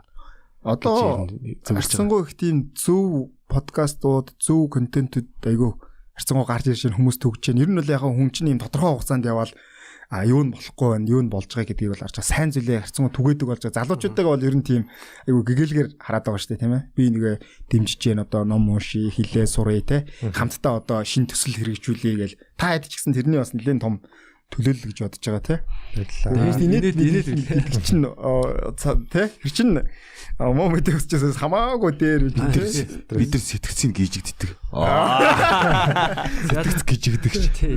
Яаж ч инээж ийн гэдэг чи одоо нэг би физиологч гэсэн нэг арай өөр юунууд дааварч гэдэг юм юу гэдэг тий ялгаруулж байгаа болчин ч гэсэн хөдлөөд залуучдаг ч гэлээ гэж тий. Та хэд ч одоо тэгэл эндээ комедигаа хийгээл өөртөө бөө ирчүүч хаваал тэгэл нэлэгдээл өстой явдаг байлгүй. Бидний хувьд бол баг ийм сэтгэл зүйн тэр нөгөө нэг ярих юм бол юу нь эмчлэгдэг гэдэг байгаа чи бидний хувьд бас өөртөө бид нар эмчилгээ хийгээд байдаг байхгүй өөрөөсөө тэгээд болохгүй асуудлуудаа ингээ гоё эсвэл одоо дотроо тэгээд байгаа тэр бодлуудаа ингээ нэг юм гаргах суугтай. Тэгээ тэрийг одоо энэ подкаст ч юм уу тайзан дээр ингээд хошигноод ч юм уу нэг өөрийн одоо дургу үргээд байгаа ч юм уу энэ ингээ болохгүй юм да гэсэн юм а тэрийг ингээ шоолоод ер нь бол одоо илүү хүчрэх гэх юм уу тийм мэдрэмж авчиж байгаа байхгүй те энийг ингээ энэ болохгүй гэдэг тэрийг их тийм хошин байдлаар хөрөнгөт тэр чинь бид нар ингээд тэрийг ингээд нэг эвтэйхэн гоё аргаар гаргаад байгаа юм шиг санагдав. Таны түрүүний ярьсан нөө нийгмийн эрүүл мэнд гэдэг шиг те яг ингээд нийгэмдээ нөгөө үдэл бодлоо ярьлаа хэрэг хүмүүс тэрийг хүлээж авч ивэл тэгээд тэр чинь өөрт нь бас тэгээд validation те тижээлэх юм болчих жоох. Сор хилдээд байгаа юмс надад санагдав. Яг ингээд заримдаа ингээд үнэхээр инээлгч чадаад сэтгэл ханаа тайсны хашаа гарангууд чичрээд идэх хөхгүй ингээд бүр ингээд салгалаад яаж гэлгүй харина заримдаа ингээд бүр ингээд хүн амт ингээд өөрийнхөө өмнөөс ичээд зэ бүр ямар саа завмаар бүр хүн нээж минийхгүй ярьч байгаа гэл гарч ирэнгууд бүр ингээд тайсны гарангууд хөшөө олчдөг хөхгүй бүр юм чичрэх тэг хөлдөө гэртээ ярддаг яаж гиснэ гэл тэр бол яг надад суршиг санагдчих бүр ингээд миний сэтгцээ тэгээ юу болоод байна гэл тийм тэгээд одоо яг энэ карантины үед илүү подкастын маань залуучууд те сүр үеийнхэн сонсож байгаа ийм үедээ ер нь бүгд л одоо итгэлтэй одоо цаг үе сайхан болно Монгол улс маань ингээд хяналтаа алдахгүйгээр ингээд явж бас болж байна би нэгэ дэмжиж те тийм учраас бол бүгдээр ирээдүг бас гэгээлгээр харъя юу үзэж байгаа дээрээ юу яа тэгээ болж игэл гэртээ бол энгийнээр яахнууд одоо үр хүүхдтэйгээ хань ажилтэйгээ аав ээжтэйгээ бол одоо энэ сошиалчныг ашиглаж гисэн холбогдож санаа оноогоо яаж бие биендээ санаа тавьж ярьж явах чих чухал байгаа тийм ээ. Тэгээд байнга одоо зурагч гэртээ юм уцаар оролдоод байх биш сайхан ном уншиж болно тий. За тэгээд байр маараа төрөө явах чинь боломжтой шүү дээ одоо. Зүгээр нэг гараад нэг гадуур алхаад явах тий. Нэг өрөөнөөсөө гараад одоо бас бүрч одоо нэг орс шиг бүр ингээд гэрээсээ гарч чад болохгүй гэсэн биш те. Нохоо хувц өмсгөргүй л байгаа шүү дээ. Тий, нэг янз бүрийн нохооны хувц ботмот болцсон явж ийс те. Нэг бичлэг явж. Тийм биш. Зүгээр одоо гэрийнхаа гадуур алхаад тий нарны илч ингээд нэг нарны илч аавна гэдэг бас нэг гоё мэдрэмж те. Тийм тэгээд болсонгуудаа нөгөө хувцлаад айгу зохистой хувцлах хэрэгтэй байлаа. Гэртээ байгаа гэдээ бид нөгөө бандаж тааж юм уу айгу тийм хайнг байдаг шүү дээ тий. Тэр чинь бас нөгөө ийм навсгар мэдрэмж гэдэг юм. Яг навсгар мэдрэмж яг зөв энгийнээр юм байна юм хаяа гээл те. Тий, тэнгуү зүгээр сахал үсээ хусаад зүгээр айтайхан хувцлаад өсмөсөө янзалчаад тэх юм бол ядаж ингээд нэг та нарт нэг вайбд ордог гэж байгаа. Та нарт нэг ингэх гоё дгүй зүгээр ингээд гэртээ ингээд за босчоод ингээд яхаа ингээд нэг цаймаагаа уугаад нэг за шүдээ нэг угаачаа те. Ингээд нэг өсмөс ингээд арзаацсан ингээд байж ах. Тэгжээснэ нэг сайхан шүшүүрт орж гараад ирэх нь гоё болдгоо. Надад шүшүүрт орох бүр аим сэтгэлийн засал юм шиг санагддээ шүү дээ. Бас олон асуултын хариултыг олгочих шиг те. Тэг гарч ирэнгүүт нэг л фрэш ингээд цоо шинээр ингээд гоё гарч ирж. За яах вэ? Стресс тайлах энгийн аргуудын нэгд яг шүшүүрт орох байдаг байхгүй юу? Тийм. Өөр энгийн арга лээ. За. Тэгэхээр одоо яг энэ хэсэг дээрээ бас стрессийн угаасаа л биднэрт ингээд юунууд яриа те арга шийдлүүд аргачлалыг яриа л да те. Тэгэхээр хамгийн одоо ихэнд бол ингээд ер нь хүн өөрийгөө анзаарч хэрэгтэй юм л та. Би ер нь хаана явна вэ? Хаашаа явж гэнэ гэдэг хүн мэдэхгүйгээсээ болоод яваал гэдэг те. Бодол хаашаа явж гэнэ гэдэг те. Ер нь би одоо ажил төрлөө хийгээд ер нь эрүүл сэтгэцтэй хүн гэдэг бол бүтээмжтэй байдаг. Хийж байгаа зүйлээс сэтгэл ханамж авдаг. Ямар нэгэн асуудал бэрхшээл тулгархад бол унлаач гэсэн босоод ирэх чадвартай байдаг. Бусдад дасан зогсож чаддаг ийм л ийм байдаг тийм ээ. Тэгээд амьдралаас суралцаад юмд уян хатан хандаж чаддаг. Оцсон газараа хүнтэй хэлэмээ олцоод ингэждэг. Тэгэхээр ер нь болохгүй байгаа юм байна да. Эсвэл надад тийм таагүй өмдөр төрөөд байна гэж бодох юм бол арга хэмжээнд авч эхлэх нь шүү дээ тийм. Тэгэхээр хамгийн энгийн юм бол буу халах гэж яддаг байхгүй юу? Сэтгэл санаагаа онгоод л сайхан одоо бид нар чинь хаяа нийлээ суугаад одоо нэг маазрах чинь бас стресс алхныг арга болж байгаа тийм. Тэгээд дуртай зүйлдээ ер нь цаг гаргах юу хийх дуртай юм те. Тэр нь эрүүл эерэг зүйл байх хэрэгтэй те. Бөмбөг одоо сакс тоглох дуртай юм бол сайхан гүгэл хөлсөн арга. Гоё хоббитэй байх хэрэгтэй гэсэн үг үү баг. Тийм. Эрүүл хобби те. Эрүүл хоббитэй байх хэрэгтэй. Тий. За тэгээд тэр дотор нь бол магадгүй хөгжим сонсоод гоё тайвширдаг хүн байна те.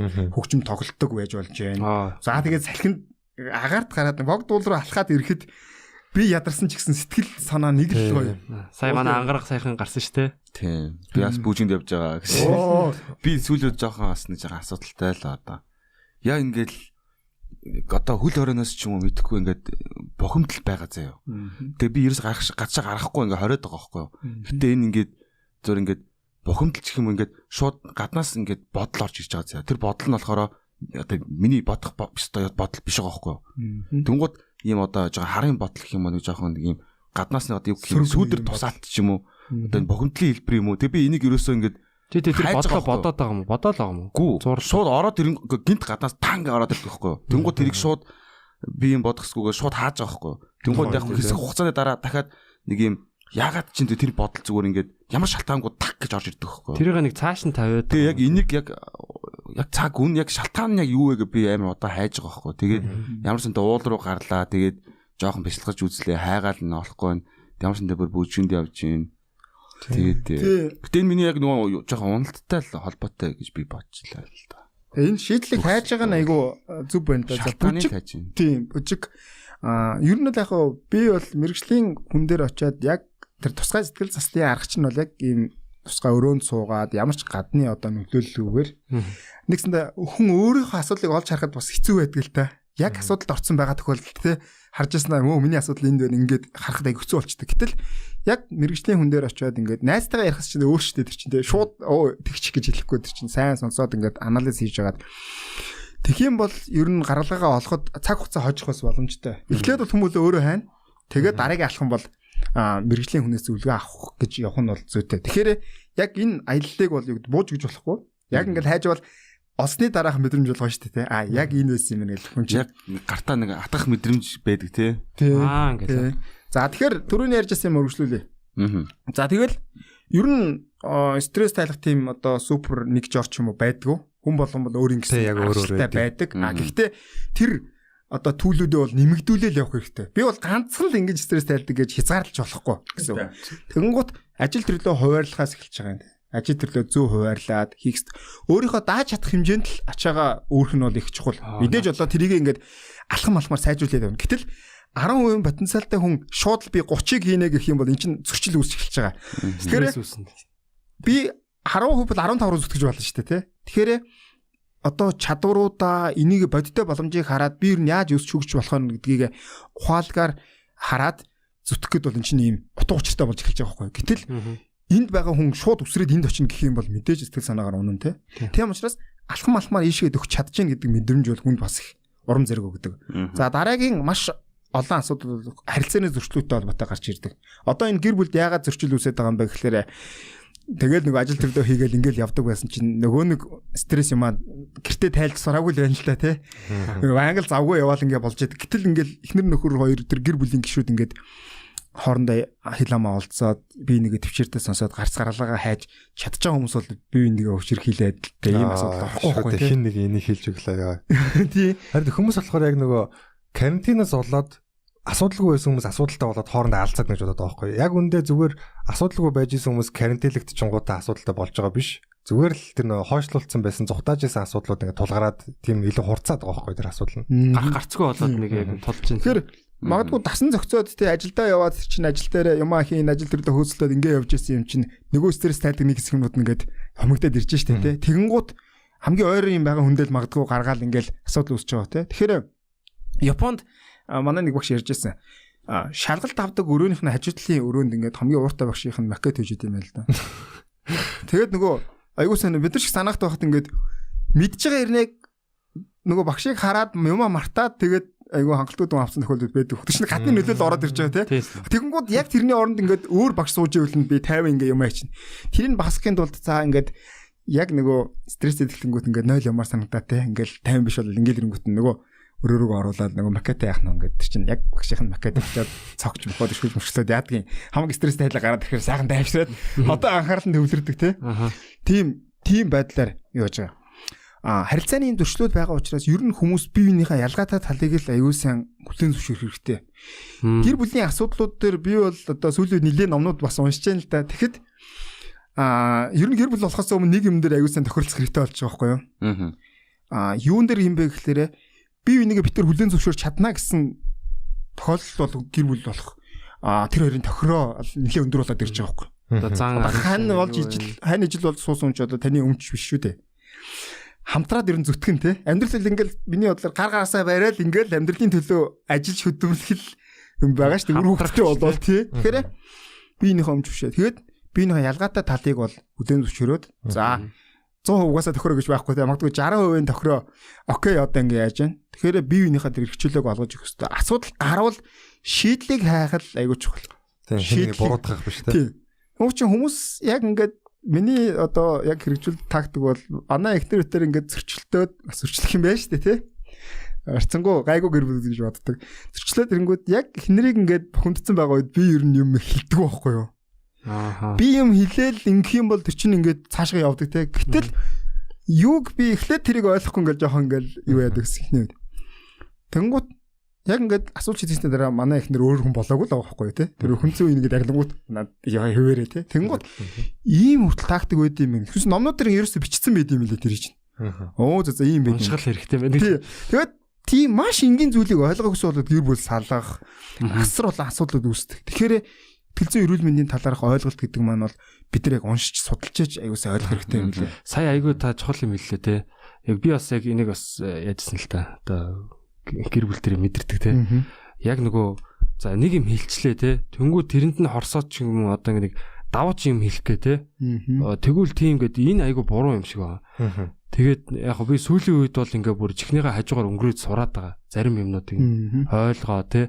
Тэгээ өөрийнхөө дутагдлуудыг би бас айгүй тийм шартай хүн юм байна л та.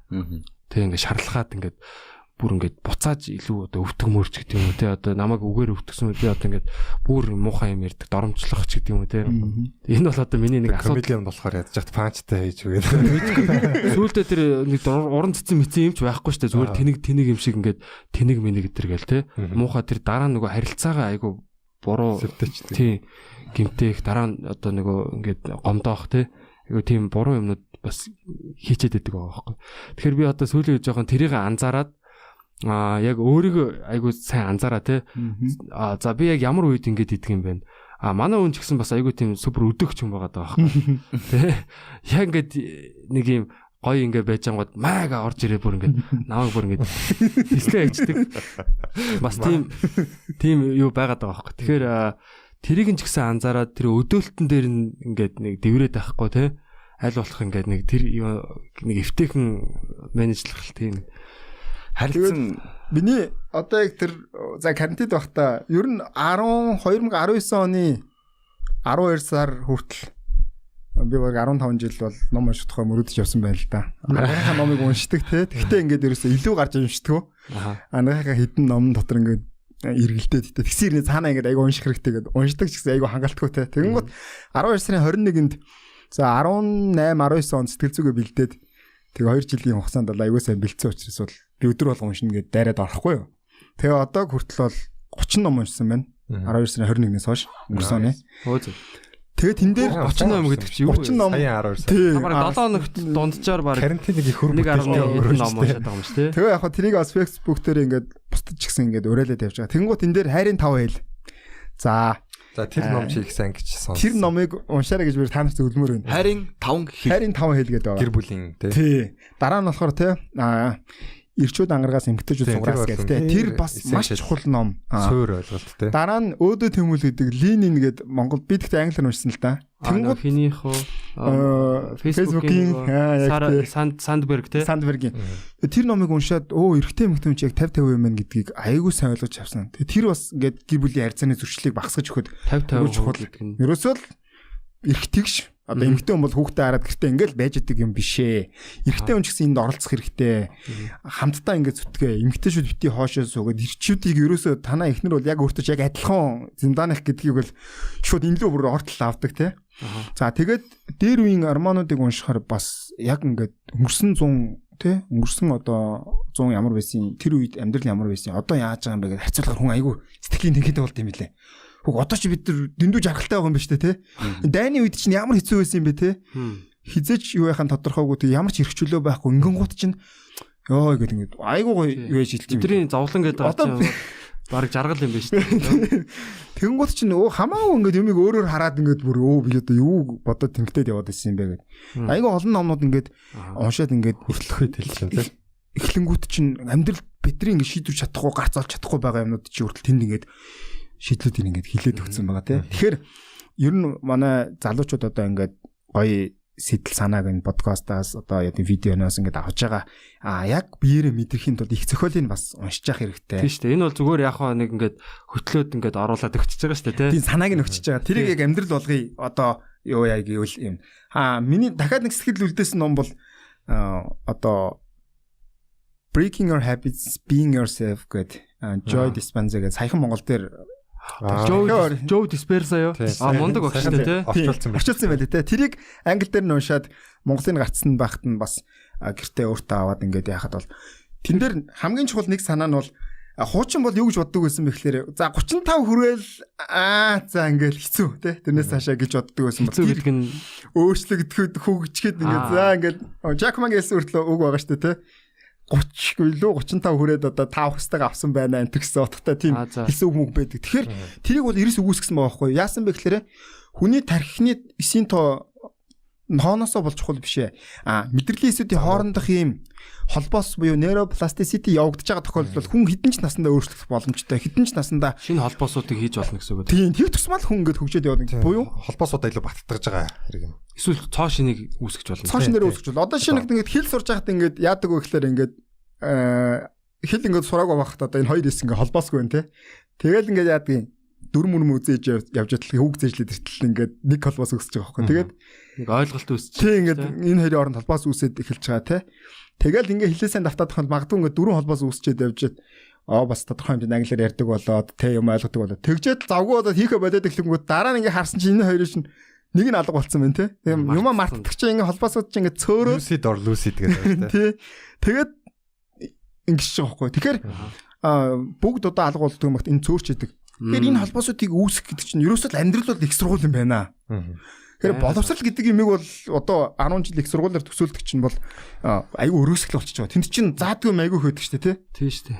Тэгээ бүр ханаа яаж сонгох вэ гэдэг чинь нэг ч кредит байдаг шүү дээ. Тийм шүү дээ. Мөнгөө яаж зарцуулах вэ? Зөв цагтаа унтах вэ? Тэгээд манайд ингээд эдийн засгийн онд ороод макро эдийн засаг, микро эдийн засаг, инфляц центрийг заагаад чи би зүгээр боддог байхгүй юу? Яг салингаа ингээд яаж үр дүнтэй зарцуулаад 10% цааш нээх вэ гэдгийг тэр хугацаанд заасан бол амьдралд амар наалтастай хичээл болох байхгүй юу? Тэрэн шиг учраас бид нар яг л одоо суралцаас өөр арга байхгүй гэж амьдралын тийм. Тэгэхээр дараагийн юм нь бол энэ сэтгэл зүйн энэ энгийн техникүүдийг наад зах нь амьсгалын дасгалыг хүн ачаалуулдаг хийдэг байх хэрэгтэй тийм. Тэгээд амьдралын тэр эрүүл хэм маяг гэдэг юм чил бүх юмний ерөөс үндэс юм байна. Нойрон дээрш тэр, хоолн дээрш тэр, хөдөлгөөн дээрш тэр, мэдээлэл дээрш тэр тийм. Тэр мэдээлэл дээрш тэр. Тэгэхээр тэр эрүүл хэм маяг харцангуй зөв байгаа тохиолдолд хүний амьдралд уул авшиг том асуудал гарч ирэхгүй. Шинэ хавдар гэдэг өвчин бол гинт байж байгаа элдв шид юм шиг гарч ирдэг. Олон удаан жил тэр ингээл сэтгэл санааны хувьд ч тэр бие махбодын хувьд ч тэр үүсэж байгаа болохгүй байгаа асуудлын хоримтлууд явсаар агаал юу ярьж байгаа. Тэр нэг зүйл дээр би айгүйх санал нэгддэг болсон. Одоо ингээл бид нар яг байгаа байдал маань одоо толинд очиод өөрийгөө харахад би ер нь ямар хүн юм бэ? Миний бодол санаа ер нь яаж юм бэ? Яг л тойл. Ерөөсөө энэ бол би амьдралаас айгүй шутраг байхгүй юу? Зүв амьдарч байгаа бол эрүүл саруул эрч хүчтэй сайн харагдана. Нэг л биш байгаа бол угаасаа харагдана. Тэгэхээр ямар нэг юм өөрчлөх хэрэгтэй гэдэг чинь айгүй тодорхой. Тэгэхээр бол энэ айгүй шутраг юм аа бол та. Хүний баг та одоо тэрэнд итгэдэггүй хин цаашаа. Ер нь нөгөө хор тавдар одоо хүний тэр нөгөө яг одоо юунд санаа зовсон ч гэдэг юм яг юунаас амьдралын баг үүлийн өртмөр гэдэг шүү дээ тий. За бусдыг голдоодаг одоо хүн бол одоо зүрхээр өвддөг ч гэдэг юм одоо тий. Юу гэдэг чинь нөгөө нэг тиймэрхүү өнөдөд шүү дээ. Эсвэл айгүй их санаа зовдөг ингээд яадаг стресстэй хүн одоо ходоодны хор тавдар болдог ч гэдэг лөө тий. Баг энэ бие сэтгэл хоёр чинь шууд ингээд холбоотой. Энэ дээр бол айгүй их санал хэлдэг болж байгаа. Яг гэвэл энэ чинь нэг судалгаагаар бүрэн батлаад гаргаж ирж байгаа тий. Гаргаж ирж байгаа. Тэгээ би карантин тогтоо манай төвийн манай ерхий захирал надад өөрийнхөө өвчнийг хайрлаад ном өгдөг байхгүй юу. Тэс чинь бүгд сэтгэл зүйтэй холбоотой, далдгамсартай холбоотой. Тэгэхээр би нэг өвчнөр өвдөх юм бол ингээ баярлах хэрэгтэй юм байна л да. Баярлаа. Юу юм гэхэлэр тэр чинь мессеж.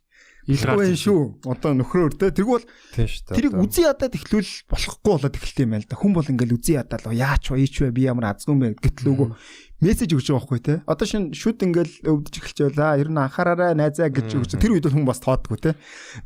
Тэгэл яваад идэг. За бүр унтаж чадхаа бол өдөж хавдлаа очдөг. Чин мессеж нь ерөөсөө хүлээж авахгүй байхгүй. Өвдөлт гэдэг чи өөрөө ингээд аврах тохио байхгүй тий. Бид нэр одоо өвддөггүй байсан бол яг одоо би энэ дээр дор гараа шатаагаа сууж яснаа мэдэхгүй байж болно шүү дээ. Тэгээ гаргүй болцсон тий. Өвдөхгүй байгаа ч гэсэн гаргүй. Гар шатцсан. Одоо нэг юуны тал дээр ярил л да тий. За сая бол залуу гэр бүлүүд тий. Би бас нэг юуны талаар ярьчмаар байгаа. Одоо эмэгтэйчүүд одоо яг хүүхд төрүүлсний дараа бас нэг хэсэгтээ жирэмсний нэг юм депрешн үүсдэг гэдэг. Тэрний дараа хэдүүлээ юу яриад их гоё. Өсвөр насны хүүхдүүд орлоо тэргээд нэг тийм ерөнхий нэг юм яриад байгаа шүү дээ. Та тэрийг бас гоё дэлгэрүүлээд. Энэ жирэмсэн одоо ингээд эмэгтэйчүүд за жирэмсэн үедээ бас нэг өөр болдог тий.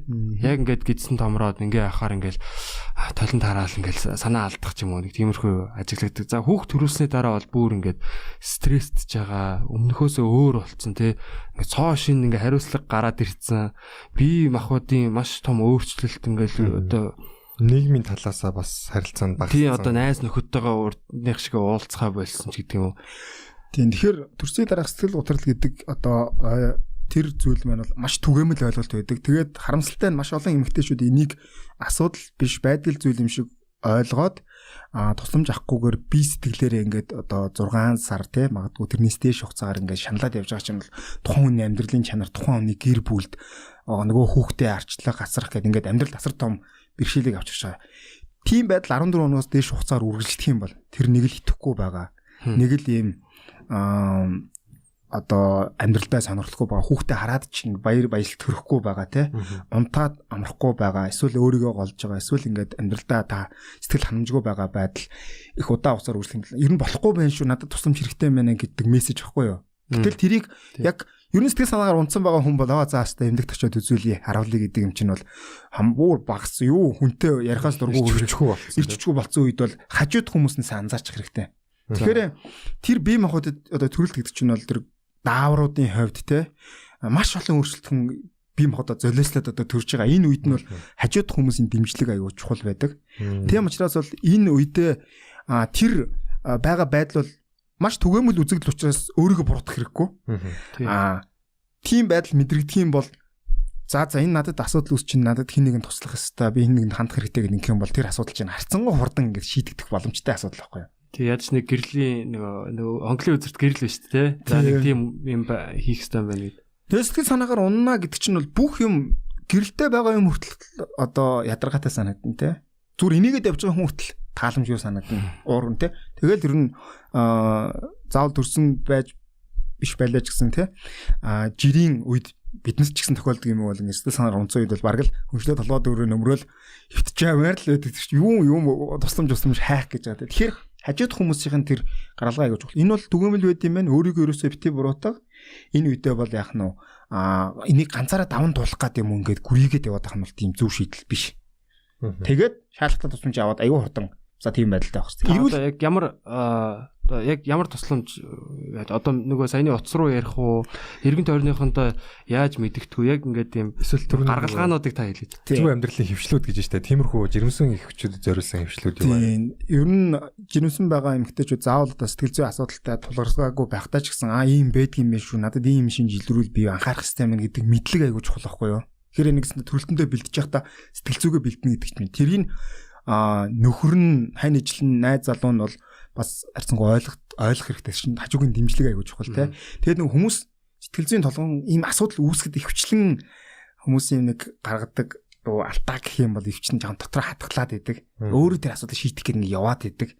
Тэнгууд нөгөө хажуугаас нь хүний одоо энэ бодол санааг уншихгүй учраас тэгээд үл ойлгос би одоо ингэ хичээгээд байхад яагаад миний одоо хийж байгаа нэг одоо хичээл зүтгэл одоо юу ч биш юм уу гэх хажуугаар нь ойлгохтой ингээл зөрчил асуудал үүсэж байгаа. Гэтэл энэ асуудал бол тэндээ бол шийдэгдэх чинь боломжтой байхгүй. Магадгүй нуц руу яриад үз тэ. Юу явал ер нь харьяа дүргийнхаа сэтгцэн юм шиг магадгүй сэмүүтэд үзүүлж болно. Одоо боломжтой хүүхдээ хараад гэрээсээ гарч чадахгүй бол утсаар л илүү санд болгондоо тэ. Тэгээд үнэн зөв их сурвалжаас мэдээллийг авах хэрэгтэй. Одоо сэмүүтийн одоо пэйж дээр байгаа мэдээлэлүүд байна. Тий. Одоо сайт дээр байгаа мэдээлэлүүд байна. Яг миний зүр анзаарснаар бол эмэгтэйчүүд бас одоо найз нөхөд нь бас нэг жоохон бас нэг сэтгэлээр унгачаад идэх юм шиг байна. Яг ингээд яг санаандгүй л бах л та.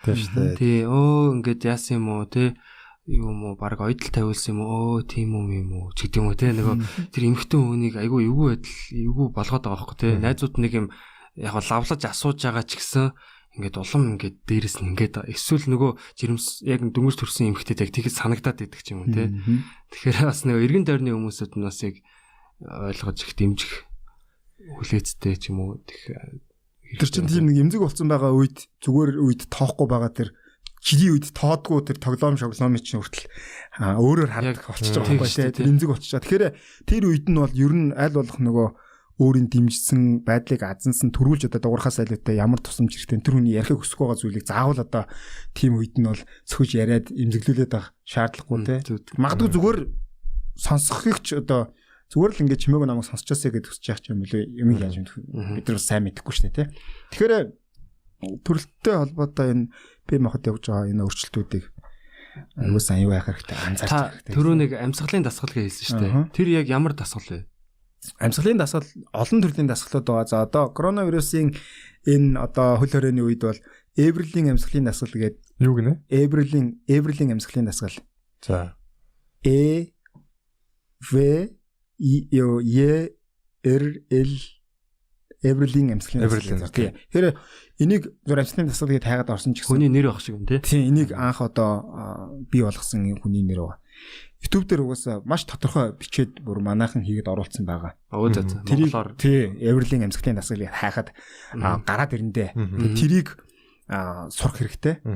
За өөр бусад ч гэсэн ер нь амьсгалын дасгалууд байдаг. Одоо йогийн тий анапана, пранаяма тэнгууд монголчуудаас өрцөөр амьсгалах гэдэг угаасаа мэдтгэл байсан юм бэл л дээ. Би нөгөө саяхан нэг сүүсийн нэг төгссөн нэг хүнд одоо тэр амьсгалын дасгалын талаар яриад. Тэгээ одоо ингээд яг го зарим йогууд тэгдэг байхгүй юу? Одоо хүний уушиг энд байхад яхаараа гизрүү амьсгалт тэр бол буруу гэж ярина. Зарим болохоор гизрүүгээ амьсгалах хэрэгтэй гэж ярина. Хевлэрүүгээ.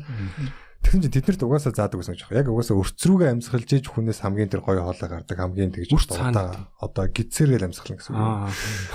Яг одоо нэг гизрүүгээ агаар оруулж байгаа маягтай гизээ төмбийлгэж амьсгална гэсэн. Гүзээгээр амьсгална. Тэгээд яг нөгөө амьсгалын пропорцууд байдаг те. Авахд тэдэн секунд, барихад тэдэн секунд, гаргахад тэдэн секунд. Эсвэл барьдгүйгээр зүгээр тэдэн секунд аваад тэдэн секунд гаргаад. Тэрнийг бас сайн судлаад тохиромжтой авч байгаа. Эврэлийн амьсгалын дасгалын үндсэн механизм нь бол их маш энгийн асуул байхгүй юу? Хүн 3 секундын туршид бол аажмаар ингээд хамраар амьсгал авах хэрэгтэй. Сайхан тухтай сууж байгаа те. Аажмаар аваад 3 секундын хугацаанд бол түүжих хэрэгтэй. Тэгээд 3 секундын хугацаанд амаараа үлээгээд гаргах хэрэгтэй. Тэр үед анзаарах юм нь бол амьсгалаа авахд бол гиз ингээд шаар хүлээж байгаа юм шиг төмбийн одоо нэгсэндээ өртсөн хаягаар гэж байгаа тийм.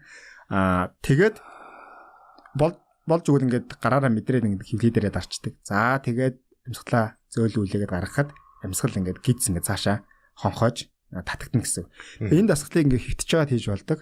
Суугаараа хийж болдог. Босоо зөксөд хийсэн ч болдог. Энэ дасгалыг ингээд 10-аас 15 удаа хийчихэд хүртэл айгу сайн эрг нөлөө үзүүлдэг юм дасгал ахгүй тийм. Тэгэхээр стресс үед бол хийх хамгийн ихний алхам бол амьсгалын дасгалууд ордог бүх юмээс өөр болж игдэг тийм. За одоо өсвөр насны хүүхдүүд дээр нэг толгой санаадлаа хаалцъя тийм ээ. Тэгээ одоо хүүхд байж байгаа за анх ухаан ороод ингээл яваал 12 настай танилцаал явж илаа тийм. За өсвөр нас маань одоо нэг бэлгийн бойжл тентэр гээл тийм. Хүн чинь өсөж өөрчлөгдөж байна. Цоо шин одоо юу одоо мэдээллүүд орж ирж байна те. За тэгээд нийгэмших гэл ингээд маш олон юмнууд ингээд өөр болж байгаа те. Хурдан өсөж том болж байна. Тэгээд одоо сэтгцийн хувьд яг ямар байдаг юм бол яг тэгээд өсвөр насны хүүхдүүдийг тийм одоо жоохон эмзэг болдог те. Ялангуяа охтууд ингээл те ээж аавтайгаа харилцахгүй болж молдог ч гэдэг юм.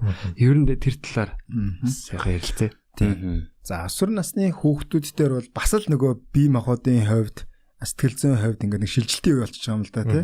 Тэгээ энэ үед бол тухайн хүүхдүүдээс шалтгааллахгүй олон өөрчлөлт явагдаж байдаг. Нэг талаас бол бие даах гэж ирмэлцэх тий. Цэгчүүдийн нөлөө жоохон буурч эхэлж байдаг. А нөгөө талаас найз нөхдийн хүрээллийн нөлөө нэмэгдэж эхэлж байдаг. Тэгээ өөрийгөө тодорхойлохын тулд хин нэгнийг одоо баатраа олгож тий. Одоо миний би яг энэ хүн шиг болно гэж ичилсүүлдэг ийм үе байгаа. Өөрийгөө олохын тулд за тэгээд нэг тодорхой бүлэглэлт нэгддэг. Найз нөхдийн хүрээлэлттэй нэгддэг, санаа бодол нийлдэг, одоо бүлэглэлт нэгддэг. Дээрээс нэг дуурайдаг, тэр жүжигчин шигээ хувцлах, үсгэзгээ тэгэж янзлах гэдэг. Энд чинь бол хэвийн явагддаг юм процессуд байгаа те. Өөрийгөө хайж болохгүй явж байгаа. Тэг яг орчин үед болохоор нөгөө бидний янз бүрийн бусдаа ингээд харьцуулалт айгүй их болчихж байна л да. Одоо Instagram дээр ч юм уу, Facebook дээр ч юм уу те. Заавал одоо нэг тэр Америкийн нэг гоё царайлаг хүн шиг ч юм уу те, хөвгүн шиг байх юм албагүй шүү дээ яг амьдрал дээр бол. Гэтэл яг тийм биш байна да гэдэг мэдрэмжээс болоод асуудууд айгүй хүсч эхэлдэг. Шинэ гэтэл нүрэн дээр ингээл те юм гарлаа гэхтэл тэгэл тэрийг өөрийгөө голоо. Тэгэхээр хамгийн гол одоо хүний өөртөө хэрэгжүүлэх юм бол би бол одоо цорын ганц би бол бусдаас онцлог, би бол одоо ер нь давтагдчихгүй нэгэн хувь шүү. Би өөрийгөө энэ байгаасаа яаж сайжруулж болох вэ? Би тэртээ хүн хин нэг амьдралаар амьдрах шаардлагагүй. Надад бол өөрийгөө олоогүй ч байсан олох олон арга байгаа. Надад олон давуу тал байгаа. Тэр нууцыг би яаж мэдхүү гэд эхлэх юм бол өөр гэтэл яг нэг Яаж тийм болсныг мэдэхгүй те. Магадгүй тэр хүн чинь дасгал хөдөлгөөн хийгээд өчнөө их юма зарцуулаад ийм гоё битээ болсон байх юм. Яг шууд хараад ингэхэр угаасаа сэтгэл санаагаар гонно шүү дээ те. Тэгэхээр өсвөр насны хүүхдүүд маань бол ер нь одоо эцэг эхчүүд нь ч гэсэн ер нь найз нөхдөд шиг нь ер нь харилцахыг чих хэрэгтэй гэж байна. Би чиний аав, би чиний ээж. Одоо жоохон нэг 5 6 настай хүүхд юм уу те эсвэл 9 10 настай хүүхд чиг харилцаж биш болоод ирэхээр эцэгчүүд ойлгоод за миний хүүхд ч бас том болж шүү. Зөв бурууг нь бол хэлж өгнө. Тэгээ ярилцаад ингэж хэлэхээр шийдэл бол асуугаагүй. Гэтэл нэгдэл нь ингээд контролдох гэдэг нөгөөх нь ингээд контролдохгүй гэдэг. Тэгэхээр ингээд асуудал үүсэж зөрчил үүсэж эхэлж байгаа. Хоёр дахь бол өсвөр насны хүүхдүүд бол одоо хит одоо би бие дааж яана. Би одоо бүхнийг мэднэ гиснээсээ болоод алдсан тохиолдол аявих байдаг. Тийм учраас бол эцэг эхчийнхаа тэр ахмад хүний үгийг сонсож ийн гэдэг бол олон эрсдлээс бол өөрийгөө хамгаалалт шүү гэдгийг ойлгох хэрэгтэй. Бас ээж аваагаа ойлгох хэрэгтэй. Яагаад загнаад байгаа намайг гэдэг юм эсвэл тий чиний төлөө л гээл их загнадаг л та тий. Тэгэхээр хоёр талдаа бас ингээл наантаа сантаа бас хандах хэрэгтэй болчихжээ тий. Тэгснээрээ энэ шилжилтийн энэ өрсөлдөөнтэй ийм үед чинь эцэг эхчүүд мэдээж одоо хүүхдээ муу хүн болоосоо гэж бодохгүй байгаа дэр эцгийнхаа сэтгэлийг ойлгож тэгэд эцэг эхчүүд чинь хүүхдээ зөв явж байхаараа ямар их урам амьдралын янз чараадыг мэдэрдэг үлээ тий. Тэгэхээр энэ эмзэг үеийг бол их айтайхан яаж игээл давчлаа юм л да хүмүүс бол ямар нэгэн байдлаар давж байгаа. Гэхдээ хүүхэд наснд тэр үүссэн филзүүн тэр таагүй мэдрэмж тэрийг их зөв зохистой шийдвэрлэж чадаагүй юм бол хүний насан туршид бас сөргөөр нөлөөлөх магадлал бас өндөр байдаг. Тийм учраас бол энэ үедээ одоо хүүхдүүдээ хүн болж зөв хүн болж төлөвшөхт нь эцэг эхчүүд туслах хэрэгтэй. Зарим эцэгчүүд бас хэтрүүлээд байдаг л да. Бүх юм контролдоод бүх юм ингээд заагаад гэтэл чинь эн чинь амьдрал тэр сургалтын ингээд хачиж байгаа байхгүй. Алдаж онж явж хүүхэд сурна. Гэхдээ их эрсдэлтэй юм дээр бол эцэг эхчүүд дуугар хэрэгтэй. Гэтэл одоо ажил төрөл хийгээд алдаж оноод ингэсэн хүүхэд чинь бол бие дагаад явахад эцэг ихгүй хамаагүй яач. Гэтэл одоо тий одоо өндөг шиг мангах шиг тарсаар агаал гинт гарах юм бол тэр хүүхэд чинь барьц алдсан шүү дээ. Тий яг өрсөлдөөнд гэх юм одоо нэг хүмүүс донд орохоор тий. Одоо энэ өсвөр насны хүүхдүүд биш үү? Одоо бидний үеиг бол арай өөр нийгмээс одоо ангийн хүүхдүүд ч юм уу эргэн тойрны хүрээллээс ирж байгаа дарамт шүү дээ. Тэр сэтгцэд нь яаж нөлөөлж байгаа нь одоо ирээдүйд ямар хөө хандлагатай байна тайлж арай өөр болцсон байх хандад ажиглагдаад байгаа. Тий одоо дарамт хэлсэн. Одоо ингээл тий сошиал орчинд бие нэгэ гадуурхах, нэр хоч өгөх эсвэл одоо гутаанд оромжлох өмсөж зөөж байгаагаар ингээд ялгарах энэ төр гэдэг ингээд ярих юм бол нөгөө уг нь бол би өсвөр насны хүүхдүүдийг бол яг л ингээд нэг хичээлдэл анхаарад явбал хамаагүй ашигтай хөлбөр واخгүй юу те янз бүр юмд яахгүй тэгэл нөгөө өмсдөг форм өмсөөл те одоо юу гэмдэ жинийн яг тэр юмд нэг дээшээ биш нэг доошоо биш яг л тэгэл гол юмаа бол сууч боловсрох юм руугаа анхаарал тэгэл явах юм бол хамаагүй сэтгэл зүйд нэг хөнгөн байх болов гэж бодоод байгаа юм. Тэгэл янз болохгүй юм оролдоол одоо хит их мод хөөгөл юм хит их бусдаас өөр байх гад ингэх нь бол яг насны юм гэж байна л да. Яа харахгүй цаанаас ингэж байгаа тийм хүсэж байгаа юм нь тий яг зүгээр л дог байх واخ. Тийм. Гэхдээ эний чинь бол ингээд ухамсартайгаар бас зохицуулж болно л доо. Ийм байдаг. Тэрэндээ хит автаад ингээл одоо тэ агаарт амьдраад байх. Угаасаа ингээл хүүхдүүд яг ингээл ялангуяа дүүтэй хүүхдүүд бол тэрийг айгу анхаард мэдэрдэг байхгүй тэ.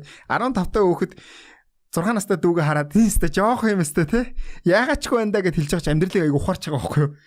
10 настай дүүгээ хараад тэрний өмнөөс ингээд санаа зовж яах гэдэг чинь бол тэр чинь баг өмнөөс нь тэ би ч одоо жоохон байхдаа юм байгаагүй энэ хон юм ярьж байгаа чинь бол яаж амьдралаас айгу том сургамж авч байгаа тэ. Тэгэхээр хүн бол яг ийм нэг юмнуудыг мэдрэх хэрэгтэй үүрэг хариуцлагыг хүлээж байгаа. Айлын том хүүхдүүд бол ер нь их тийм юмд шал өөр хардаг болцсон байдаг гэж би анзаараад байдаг байхгүй юу? Тий, бас яг туршлагаасаа хэлэхэд тий гоё. Тэгээ айлын том хүүхдүүд илүү бас нэг ээж аав дүүнэр хоёрын бас гүүр болдог юм шиг тий. Би ч яг ээж аваагаа залуу байхад нь л одоо хамт өслөө шүү дээ. Тэр ээж аваатай хамт өссөн баг тий. Тэгэхээр чи бас ингээд мэднэ. Сүүлд гарч байгаа дүүнэр маань бас яг арай өөр өсөөтэй тий. Бас ээж аваа арай өөр талыг хараад байгаа. Би ч бас арай ширүүн талыг хараад өссөн тий. Тэгэхээр бас гоё тий гүүр болдог л да. Тэгээ би бас жоохон ширүүн талыг бас харуулахыг хичээдэг тэр. Зарим үе хүүхдүүдийн бас онцлогийг сайн ярьлаа л да.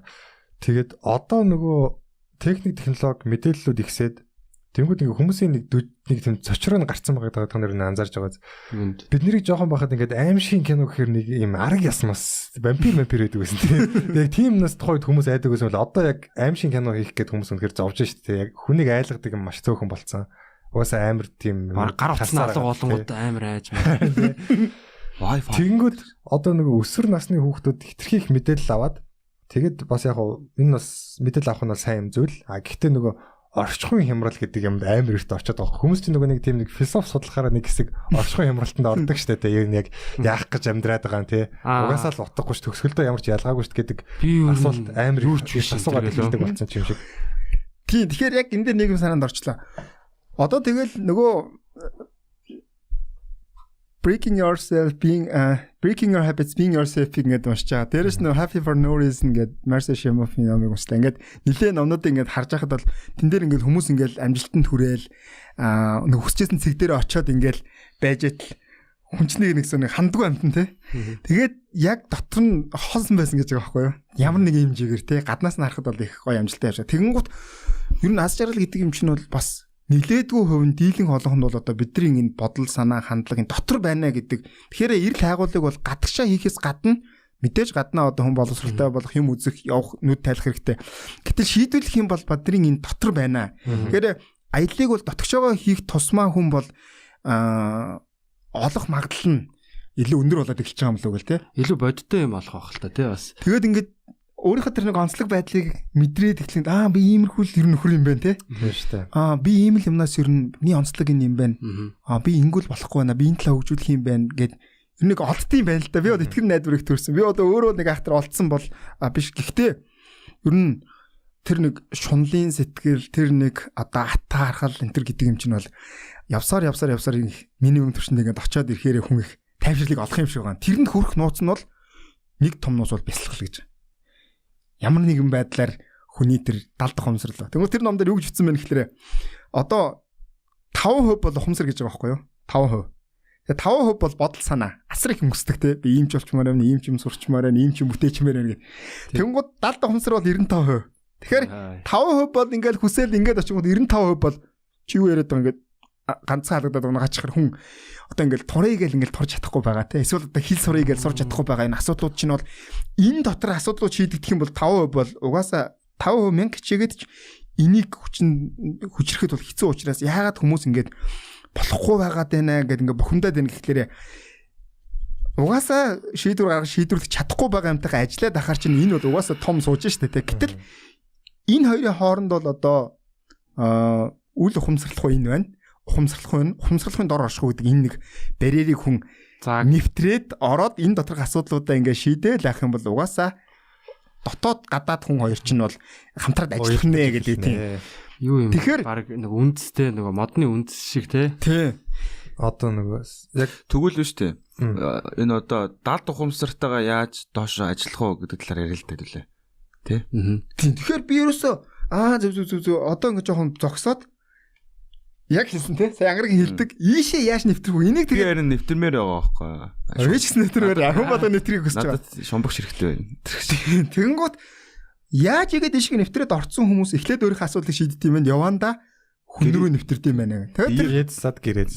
Өөрийнхөө өвчнийг хайрл гэдэг номон дээр яасан бэ гэхээр яг ингээл зовлон бэрхшээл биеийн хөвд ч гэсэн сэтгцийн хөвд ч гэсэн асуудалтай тулгымцсан асуудалтай өвчтэй хүн ирэхэд эмгэгтэй хүн ирэхэд уулзаа ярьж байтал над бөөрийн эмгэгч юм уу те наад ходоодны шархчин 5 наснда чиний юутай холбоотой юм. Айл хэзээний 95 дотор асуудал үүсээд хэзээ хонд чинь биеийн эмгээр болж гарч иж байгаа байхгүй те. Тэнгууд ийшээ зүгээр нэг нэвтрэх жор бол алхал байна л да. Ямар нэгэн байдлаар зарим нөр өөрөө ч мэдэхгүй нэвтэрч байгаа юм. Тэнгууд олон талаас нь ингээд нэвтэрсэн тэр нөгөө туршлагуудын судалж агаад яг ингээд өөрийнхөө аргыг олох юм байна. Тэр аргыг олчих юм бол бусад хүмүүс түгээх хэрэгтэй юм байна. Тэгэхээр сэтгцийн эмчнэр бол хамгийн нэвтрэх шанс өндөртэй хүмүүс байхгүй юу? Яагаад гэвэл одоо энийг чинь судалж байгаа хүмүүс те. Тэгэхээр бид нарт бол айгүй том хариуцлага илчиж байгаа юм л да. Тэгэхээр хэрвээ би энэ лөө ингээд монгол хүмүүст те бас нэлээ олон хүн нэвтрэх аргыг олох юм бол та нартай бол ингээд хуваалцсан байна. Нэг шанс нь бол унтахын өмнө яг унд хүүхэн зааг дээр ингээд байж захтай хүн өөрийгөө ятгах хэрэгтэй юм л да. Би ингээд эрүүл чирэг би бол их чадвартай би их Ягаад гэхээр энэ айгу муухай цензур яадаг вэ гэхээр би ингээд царайлаг гингүүт энэ ухамсарлахуй чинь ингээд үзэнгүүтээ ууч дараа чи бол тийм царайлаг биш юм байл гэдэг.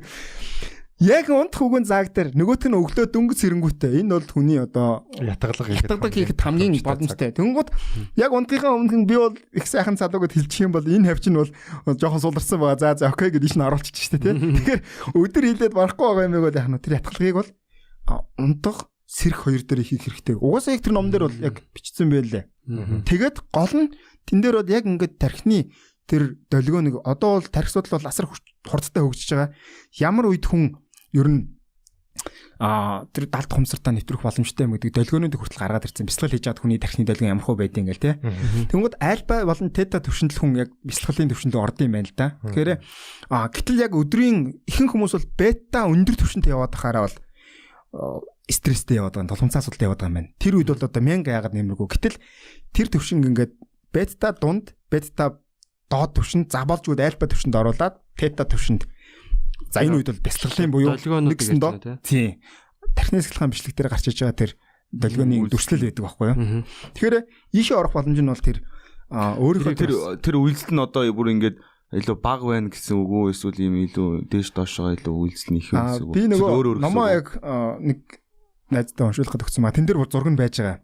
Тэгэхээр энэ дээр юу гэж харуулж яана гэхээр тэр долгионы шүдний ур. Долгион намсах тусмаа илүү бясалгал сайн хийж гин гэсэн үг. Тийм. Одоо илүү гүйл боломжтой дараагийн төвшөнд хийж. Савлгаа одоо нөгөө юу баг байна л. Бодол санааны давтамж би бас өшөө ингээд цаашаа их нэрэн судалж яах хэрэгтэй юм гэж хараад байгаа. Тэр давтамж баг баг тусмаа илүү Америкгүй энэ өндөр байгаад ингээд хэлбэлж явахдаа бол юмыг хүлээж авах тэр юу нь бол зөв болчдөг. Тэгээ яарал гүйж явахдаа бол хүн бол их тэгж төвлөрөөд байгаа. Манзараад тахгүй шүү дээ, тий. Тэгээ тэр номны төгсөлт нь бол яг тэр бясалгалуудыг бол аягуулсан детачлаад хийцэн юунууд байж байгаа. Тэгээ та хэдэд бол зүгээр нойрны асуудал байгаад би ганц нууцыг яг подкастаар дамжуулаад хаалцчих тий. Guided meditation гэдэг одоо яг тэр Joy Dispenza-гийн meditation дээр англи хэл дээр бол YouTube дээр үнэлэл хүргөө байж идэм байлээ. Би яг тэр карантинд байж байхдаа яг ганцаараа ингээл өрөөнд унтах чинь тэгээд нойр хоошлолтой нэг л биш ангууд нь яг тэр номыг уншиж байсан. Шууд guided meditation-ыг сонсоод эхлэнгүүч ёо тасархан унтаж байгаа байхгүй. Тэгэхээр одоо бас сонсоод үзсэн шүү дээ. Joe Dispenza гэдэг хүний зарилгуудыг сонсч байсан. Яг мондөг тархины юу юм л шүү дээ. Одоо хүний нөгөө потенциалыг л судлаад байгаа юм л та. Тий. Бид нар тэрийг их судалж яах юм бол асар их юг мэдэх боломжтой юм байна шүү. Далд ухамсарын хэл гэдэг дээр зүгээр би бол зүүдийг л хэлчмээр байгаа юм л да.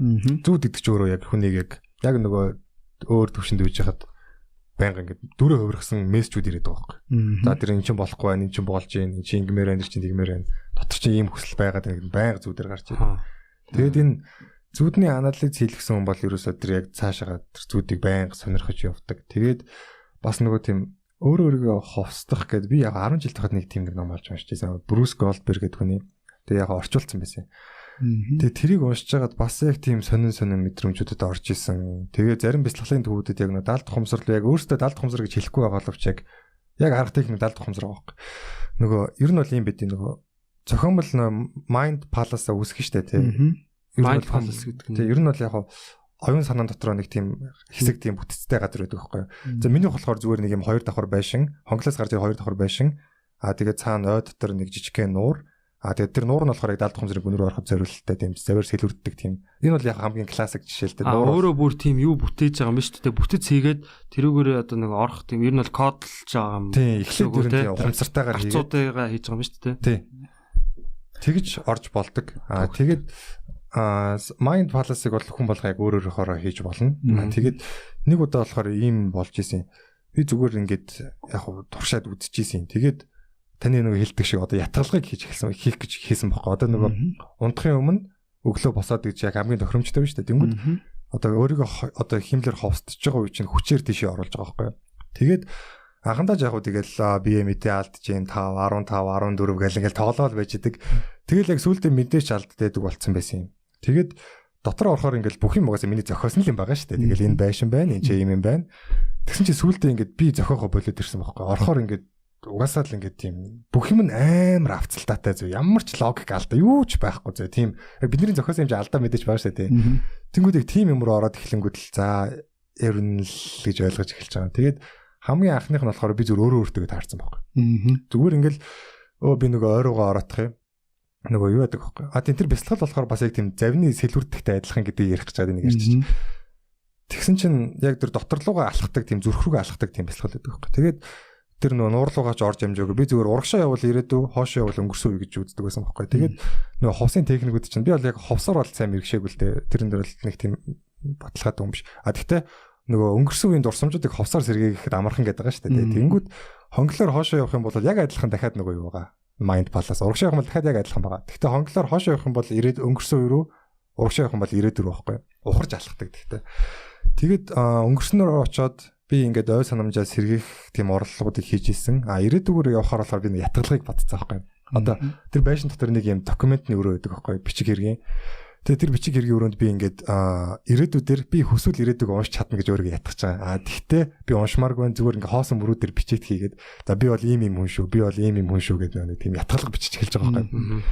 Зүгээр тэгэх гээд нэг орцсон чинь зүгээр шал өөр газар гараад ирдیں۔ Зүгээр юм танхимд ингээд өөртөө таарч байгаа. Тэгээ тэр бол гэхдээ шал өөр бат. Ирээдүйн өөрийг харсан юм шиг байна. Одоо яг нэг юу гэдэг үлээ тэр чинь тийм 70 тухамсрын нэг тийм дүр юу гэж латин нэг нэр хэлээд тэрнтэйгээ таарсан байна л гэж юу сэтгэлээ тэнхмийнхэн л яриадсэн л доо.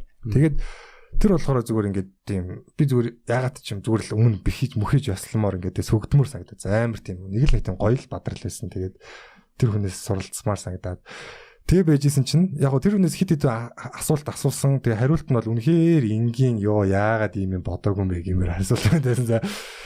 Тэгээд талаар асуусан. Тий яг нөө бодож орсон нөгөө ятгалын асуултуудаа. Тэгээд орохын өмнө нөгөө та яг тийм зуршил хийжсэн бол мэдэх байхтай амар их бие захтандаг байхгүй. Хүн чинь нөгөө яг тэр нөгөө ингээд өөрийгөө ятгаад би унтж гин бие унтуулад солгон сэргэг байх юм бол яг тэр өөр одоо давтамжаар ороод байгаа шүү дээ. Тэнгүүд би чинь үнэхээр унтж гин үгүй байна гэдэг шалгадаг байхгүй. Захтнаад энэ тэнд. Тэнгүүд ингээ маажчих юм болоо сэрүүн байна гэдэг буцаад холдчихж байгаа. Тэнгүүд нэлээд хэсэг гүрийдэг байхгүй. Гүрийх систем. Тэгжээж тийшээ ордог. Тэгсэн чинь тэр үед ингээд ягаад ч юм бүр алидын гүн орцсон байгаа юм би бүр ингээд дийлд шүү захтансан бүр үнэхээр энэ тэс шүү ингээд яг тэг өвчин таарах юм шиг. Тэгэл за гялс мааччаа буцаж орж ирэй гэж бодоод тэг маачсан дахиж тийшээ орж таагүй тэгээд тийм мэтэр яг хүмүүс бол өөр өөртөө туршиж үзэж болно. Тийм.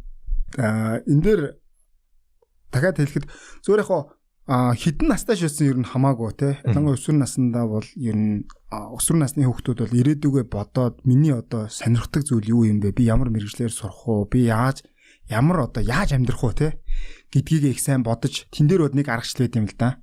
Тэмдэглэл хөтэлдэг юм аргачлал байдаг байхгүй юу? Өөрөөсөө энэ бол та хэд ч их айгүй хэрэгтэй гэж бодож байна. Тий. Журнал бичих гэдэг нэг юм арга байдیں۔ Тэрний яадаг вэ гэхээр надад нэг юм дэвтэр байна. Өөрөө өөртөө ажилдаг. Он сараа тавилаа. Миний ер нь эрхэм зорилго юу юм бэ? Тэгэл боддог. Тэнгуут нэг юм орж ирэн штэ тий. Тэнгуут одоо магадгүй юу байдгийг. За би одоо 2020 онд бол ингээд би яаж олон ном унших вэ гэж оноо эхлүүлж байгаа байхгүй юу тий. Тэгэхээр над ямар боломж вэ? Өглөө уншуулж, орой уншуулж. Ямар ном унших юм? Тэгээ би нэг хэсэг бичлээ өнөөдөр. Маргааш дахиад нөгөө асуултаа тавиад өргөжлүүлээд бичдэг байхгүй нэр надад ном байхгүй бол юуг уншуулах юм те надад ямар цаг вэ? Би өдөр нөгөө цайны цагаараа зүгээр хол хэдэлэн өнгөрч та 20 минут байд юм шүү дээ. Ингээд задлаад яваад хахаар хүмүүний тэр нөгөө их олон юм руу сарндаг тэр сэтгэлгээ чи нэг юм руу төвлөөд ирэхээр асар бүтэмжтэй болж эхэлдэг. Тэр бол нэг талын бол бясалгал байгаа байхгүй юу? Тэгээд бичигдээгүй юм бол ер нь хүний бүтээлч байдалд бол айгу бага нөлөө үзүүлдэг. Гэтэл би 7 хоногийн өмнө та нар яг сарын өмнө яг юу бодоо явж байсан? Яг энийг бодож ирсэн яг ийм гээд. Тийм бичээгүй юм бол алга болчих шүү Тий. дээ. Би тэд чинь нөгөө яг комеди тайзан дээр юм ярихын тулд бодлуудаа айгүйх тэмдэглэж үлдээд байгаа. Тий нэг инээдтэй марцвал за энийг тэмдэглэж авчээ гэж тэрийга дахиж эргэж хараал те тэрэн дээр ажиллаал задлаал ч юм уу нэг ярьж үзээл дахиж ажиллаал. Тэгэхээр та нар бол бас айгүй туршлагатай байна те. Тэгэхээр энийг яг нэг эрхэм зорилго юу вэ? Би юу н хаашаа явж байгаа лээ те. Одоо шин танаахан багаараа ер нь UB comedy-г дэлхийд яаж гарах вэ гэдэг том амбицтай явхад бол гой санаанууд чи яг энэ дэр ингэ цуглаал байх гэсэн үг байхгүй юу? Тэгэл дараа нь ингэж харахад маш гоё санаанууд энэ дэр бичигдсэн үлдсэн байдаг. Тэгэл тэр чинь асуултаас асуулт ургаал гараад яваад идэг. Тэгэхээр хөгжөөл юм. Тийм. Тэгэхээр та хэд энэ дэр цуглуулж байгаа юмнууд чинь бол ном болох боломжтой, кино болох боломжтой ингээд явчихж байгаа байхгүй юу? Наад төвтөр байгаа. Тийм. Зузаан том төвтөр байгаа. Энэ юунууд ч нь бол айгуу гой дурсамж болж үлднэ гэдэг. За тэгэхээр түрүүний ярьжсэн тэр бодлуудаа ингээд за миний ер нь тэгээ туршиж үзчихэж хүн мэдэн шүү дээ. Би одоо инженер болох юм нэгвэл инженер талын юмнууд сонирхож магадгүй инженертэй уулзаад инженерийн тухай уншаад судлаад ингэж мэдээд янз бүрийн юм ингэж үзчихэж өөрийнхөө юм болно. За ер нь чиглэлээ олчих юм бол яг тэрнтэйг холбоотой юмыг бол тасралтгүй хийж үзэх хэрэгтэй болчих жоох байхгүй юу? Тэгэхээр 2013 онд би сургуулаа төгсөний дараа 1 жил болоод хэл үзмээр санагдаад тэгээд хамгийн анх үчин үнэнчээр өөрөөсөө ер нь хэлийн хайц сайжруулах гэж асуусан байхгүй юу? Өмнө гээд багш сур гэдэг явдггүй те. Тэгэл тэр өдөр яг 6 сарын 15 байсан. Чихмдээ чихвчээ зүгэл эхэлсэн. Одоо яг 7 жил гарын хугацаанд яг өдөр болгон сонсож байгаа. Бүр хөвшил толгой явцсан. Тэгэхээр нэг юмыг барьж аваад ингээд ухаал яваадах тэр чинь одоо тайдиа комедид ч яг адилхан байхгүй те. Эхлээл ингээд жок мог хийж чаддгүй байж байгаа. Яванда бүр ийм хэм өндрөөс хүртэл амар гоё юм гаргаж ирдэг гэдэг шиг яг энэ хинч байсан нэг хийх хэрэгтэй юм байлээ. Тэгээ одоо ингээд дараа нь уншлах руу орж байгаа те. Тэгэхээр бид нар ер нь энэ залуучуудыг яг нэг юм руу төвлөрөөд ингээд алтжаасан ч байсан үзээд тахаар тэрнээсээ асар их юм сурдсан шүү. Тэргүй 3 хоног юм оролдож үзчихэд би чадахгүй мэнэ гэдэг ч юм бол ямар шутахгүй асуудал юм байлээ. 10 жил оролдох юм эсвэл яг 3 хоног бэхээ 3 сар нухсны дараа 3 хоногийн орон чинь ялгаа гарч ирнэ. Тэгэхээр 3 жил ч юм ингээд нэг юм тийм Монгол залуучуудад асар их боломж байдаг. Энийг гаргаж ирэх бол тууштай байдал, сахилга бат. Тэгээд хамгийн чухал юм бол хүн чанар. Тэ бие биенийг гэсэн их орон аав ээж найз нөхцөө хандлага тийм хандлага энэ чинь орж байгаа тийм. Тийм учраас бол энэ дээр тэмдэглээ хөтлөөд ингээд зүтгээд үзэхэд бол маш олон юм сурах боломжтой. Төвчээр суралцсан тийм байна. За тэгээд өнгөрсөн жил бид нар нойрны үнсэн гэдэг нэг ном бичсэн байгаа. Тэгээд ямар ч сан танаа хамтлаганд өнөөдөр би авчирсангүй энэ номоо бэлгэлье. Тэгээд за баярлалаа. Уншаад үзэхэд бол манайхан тий бас нэлээд гарц гаргалгаа юмнууд байж байгаа гэж бодож байгаа тий. Тэгээд тэр номоо та хэдтэй бас бэлгэлээ ингээд юунда подкастнда ураад оролцуулж байгаад л их баяртай байна. Баярлалаа. Манай бас айгүй гоё тий хэрэгтэй. Тий бид нар ч их юм сурлаа. Тий цаашаа ч их зөндөө ярмаар байна тий. Тий тэгээд саяны тэр тэмдэглэл хөтлөх бол бас их одоо чухал эд шидийн бол би одоо өөрийнхөө амьдрал дээр бол зөндөө мэдэрчээд байгаа тий. Өөрийнхөө зорилгоодыг бичих хэрэгтэй юм лээ. Юу ч тэгээ ятгалаг гэж юм те. Одоо яриагаа ухраагаад гоё поинтуудаа хэдүүлээ тий. Recap тий ятгалаг энийг болохоор одоо бас нөгөө би англиар яг self affirmation гэдэг байгаа зүг үү те. Self affirmation одоо би бол тийм би ийм болно. Би тийм одоо өөрийнхөө хүссэн амьдралыг хүртэх хэрэгтэй те. Тэг үүрэгтэй ч гэдэг юм уу те. Тэр юм ингээд тэрийг бол би яг илүү дасгал хийж явахтай хэлдэг. Өөртөө яг ингээд дасгалаа хийж толон тарж агаад тэгээд юу өсвөр насны одоо хүүхдүүд маань те. Өөртөө онцлогийг хармаар байна те. Тий өөртөө би бол ингэж ойлголоо. Сая ер нь өөрийгөө хайрлах хэрэгтэй юм байна. Тэ өөртөө хүлээцтэй хандах хэрэгтэй юм байна. Ингээд яг хорвоо ертөнц яг одоо ингээл дууссан яг энэ чигээрэл байна гэж юу ч ойлгож болохгүй те. Тэгээ бусдаас өөрийгөө ялгаатай одоо цар ганц те дахин давтагдчихгүй гэдгээ ойлгоод нэг өөрийгөө нэг хайрлаад те заавалчгүй байхгүй. Тэгээ одоо энэ Instagram дээр лаглаг гой хүүхнүүд тэд нар ч гэсэн одоо юу гэдгийг бас л тэр үе даваал яасан те. Заавалчгүй одууд гэлтгүй зүгээр хүн болгон л сошиал медиа дээр хамаагүй өнгөтэй өөдтэй гайгүй мал тавиад байгаа. Тэгэнгүүт ингээд хүмүүс юм байгаа махтай гэж бодож болохгүй байхгүй. Тийм. Тэгэхээр тэрийг бас нөгөө ялгааг нь одоо те яг тэр цаад мөн чанарыг бас ойлгох хэрэгтэй юм байна те. Дандаа нөгөө өнгөн имийг харах биш те. Тэгээ дотроо яг хүн дотгошоогоо яг бодтой яг өөрийгөө хин гэдгийг мэдэх юм бол ер нь гайгүй бас те болчих шүү те. Нэг хэр варгийн юмд ганхаад авахгүй л болчих бах те. Тэгэхээр амьдрал гэдэг энэ урт аяллаа асуудал энд ер нь гол юмнуудыг шийдэж авчил энэ аялал чинь сонирхолтой байна. Гэхдээ амьдрал бол одоо амар байна гэж бол бид нар хэлж чадахгүй. Гэхдээ энд асуудлаа шийдсэн дараагийн сорилт ингээд явахаар айгүй гоё амьдралын аялал. Надад бол ингэж бодогдлоо яг нэг машины амортизатор гэдэг чинь яг бартаат замаар ингээд нэг гайгүй явцдаг те. Гайгүй туулах чадвартай. Дотроо яг хин гэдэг вэ? Миний үн цэнүүд юу? Миний үн цэн юу юм те? Миний одоо зарчмууд юу юм? Гол зарчмууд те.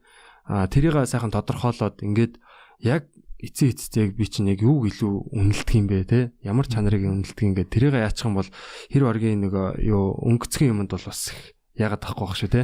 Сэлхлээд ингээд шуураад байхгүй байх. Тэгээ манай жирэмсэн ээжүүд маань те одоо жирэмсэн бүсгүйчүүд маань одоо тэнгис төрсэн ээжүүд маань бас яг энэ асуудлуудаа бас яг мэрэгжлийн хүмүүст хандж байгаарэ те эргэн тойрныхоо хүмүүс одоо яг эргэн тойрон ч бас юу гэдгийг те хүмүүс нь ойлгоосоо эргэн тойрны хүмүүсүүд нь ойлгох хэрэгтэй байна. Ойлгож дэмжих хэрэгтэй байна. Тэгээд өөр чи юу ярьлаа? Гэр бүл те гэр бүлийн хооронд одоо нөгөө яг шүү те бие бинийгаа хүлээн зөвшөөрөх те одоо хүлцэнгүй хандах, ялгаагаа мэдэх. Тэгээд нөгөө яг сэтгэл зүйн чиглэлийн сайн бичигдсэн номнуудтай найзлах хэрэгтэй. Ягаад гэхээр тэнд ингээд бас яг ингээл дотроо нүхлэн зөвшөөрөг байгаа тохиолдолд ялгаагаа мэдрэх ёстой гэдгийг нэг сонсцсон хэрнээ тэр чинь болж өгдөггүй бол тэр чинь яг нарийн мөн чанарыг мэдчихээр угаасаа хүлэн зөвшөөрөлтөнд явагддаг те. Хүлээстэй байснараа хүн бол нэг алдаад байдгүй. Тэгээд ямар нэгэн шийдвэр гаргахаас өмнө сайн бодоод амьдралд хариуцлагатай хандах хэрэгтэй л болов гэж тийм ээ. Тэгээд сайн унтаж амрах хэрэгтэй те. Одоо нойр бол маш чухал байна шүү дээ те. Тэгээд тэрийг бол одоо бид нар бас одоо мэдрээд явж байна. Дасгал хөдөлгөөн те мэдээллийн эрүүл одоо ах уу юм биш те. Толгой руугаа ямар мэдээлэл хийгээд байна. Танд хэрэгтэй, таныг хөгжүүлэх те, таныг одоо ингээд одоо улам сайжруулах тийм мэдээлэл яваад нөө эсвэл зүгээр одоо юу шар мэдээ те эсвэл айдас хүйдэс давтуулсан тийм сонсоод байна уу те. Энэ бол их чухал юм байна. За тэгээд ер нь бол өөрийгөө ер нь анзаарч явах хэрэгтэй те. Тэгээ хэдүүлээ чинь одоо энэний нэг өчрөг авах гэдэг шүү дээ те. Ингээд ухамсар байна. Дад ухамсарлаа нэвтрдэг юм. Тэгээд энэ дээр их ажиллаад эхлэх юм бол бүгдээрээ сайн туршлуутай хуваалцаад явах юм бол биднэрт маш гоё гаргалгаанууд гарч ирнэ чинь аргачлал байгаа те. Тэгэхээр одоо өөрөө өөртөө ажиллаж ийн гэсэн үг шүү дээ. Тийм өөрийнхөө гүнтэй ажиллаж ийн гэж байгаа шүү дээ. Та иймэрхүү төрлийн мэдээлэл ч юм уу сонирхолтой тийм одоо Facebook-ийн групп ч юм уу тиймэрхүү мэдээлэл авдаг, тийм постууд ордог юм хэлж. Тэгэхээр яг хоо би яг нөгөө манай англи хэлний групп болохоор Collective Intelligence English Club гэдэг тэн дээр бол аль бол хүмүүсийг нөгөө сурахад дуртай болгох гэсэн юм сайн дураар ингээд оруулаад манайхан ч бас хөрхөн групп үсгэсэн яваад байгаа. Тийм гоё юм. Тэгээд журнал бичих, зуршил бүтээх групп гэдэг нэг юу нээсэн. Тэгээд санаануудаа бол хэлсэн ийм хоёр групп байгаа. Яг миний өөрийн маань болохоор Facebook ган тулгаж явсан тулам гээд байж байгаа. Тэгээ магадгүй сошиалар бас залуучууд ингээд юу яах юм бол дараа нь хэдүүлээ бас гоё далд хумсрын талаар сайн яг ингэж яагаад мэдээлэл цуглуулж байгаа нэг час хийсэн подкаст юм уу хийх юм бол бас та ер нь подкаст болооч. Тэ яг тэ бас гоё ингээд юунуудыг хөргөчидэг бол тэ. Тийм бид нар туслаа шүү. Би зөв гэр тус гэдэг подкаст их. Улсыг бол та нар цаасан. За тэгээд баярлаа. Танд дахин баярлаа. Тэгээ энэ цаг үед ер нь яг төгсгөлтөнд та тий одоо за карантинд байгаа ч юм уу тий ажлын нөгөө ажлаасаа халагдсан ч хүмүүс биш тий. Тий бид мянгаар байгаа шүү дээ. Тий маш их одоо цогцогдсон. Тий эсвэл одоо зүгээр л ер нь корона ороод ирэх үедээ одоо ингээд тархачих үедээ гэсэн айдас хүйц ч юм уу одоо гэдгийг санаа зовнилтой байгаа хүмүүс бас байгаа. Та энд яг нэг ер нь нэг юм гоё эмчийн зүгээс нэг юм зөвлөгөө өгч төгөө. За тэгээд төгсгий. Аль болох эргээр бүгдээрээ харъя. Одоо дэлхийн ертөнцийн маань бол арай хөнгөчгөөгүй байна. Тэ биднэрт бол олон даваа талууд байна. Сорилт ирж байгаа. Тэгэхээр энэ бол биднэрт таагүй мэдрэмж төрөх нь бол тодорхой. Коронавирус чинь ингээл аз жаргалтай гүгээд байгаа хүмүүс угаасаа байхгүй. Тэгэхээр нөгөө яагаад бухимдаад байна гэл ингээл улам өргөн хэрэггүй. Угаасаа л ингэн тодорхой те. Энд би яаж хариу үйлдэл үзүүлэх вэ гэдэг нь чухал. Тэгэхээр эмгэг цэгцгүй байгаа, яахаа мэдэхгүй байгаа бол ер нь одоо түрүүний хэлснээр бол цаасан дээр нь булгаал дээр уур бухимдал дээр хэцүү байгаа, ажилгүй болсон бүх юмудаа бичээл. Одоо яах вэ гэдэг гаргалгаар илүү анхаарч одоо надад тэр төрөөд байгаа мэдрэмжүүдийг доош нь дараад л ингээл хэвээр ингээл тэнд надглаад байх хэрэггүй. Ямар ч гэсэн сайхан чөлөөлөд гаргаад ямар нэгэн байдлаар стрессээ чөлөөлж өөрийгөө явахт. Тэгээд ийм хамгийн муу нөхцөлд хамгийн одоо сайн амжилтууд, сайн зүйлүүд гарч ирдэг шүү дээ. Тэгэхээр яг адилхан асуудалтай байгаа хүмүүс сайхан бие биентэйгээ чөлөөтэй одоо туршлагуудаа л хуваалцах те. Тэгэхээр яг энэ нөхцөлд зөндөө голон гаргалаа хийх хүмүүс байгаа шүү дээ те. Тэгэхээр магадгүй одоо тэр өөрийгөө дотгоч нь ухъя. Боломж болцоо бүгдээрээ хайцгаая.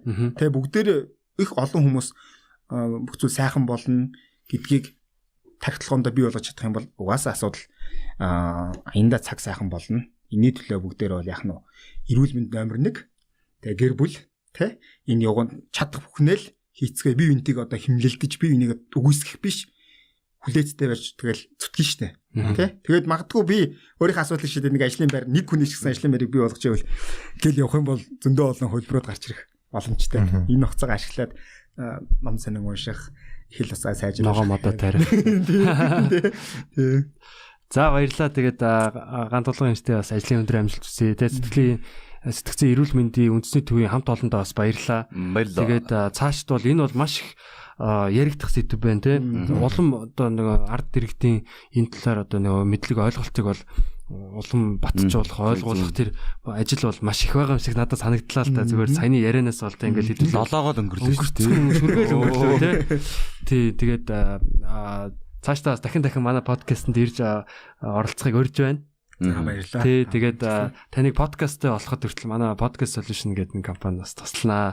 Тий, хэрвээ та хүсвэл шүү та. Тий, тэгээд баярлалаа. Битгий сонс подкаст 99 дахь дугаар байлаа. Бэлгшээлтэй дугаар дээр орж ирсэн шүү дээ. 99. Уналт болгон илүүдээр зогсолтын төлөө. Босхын төлөө.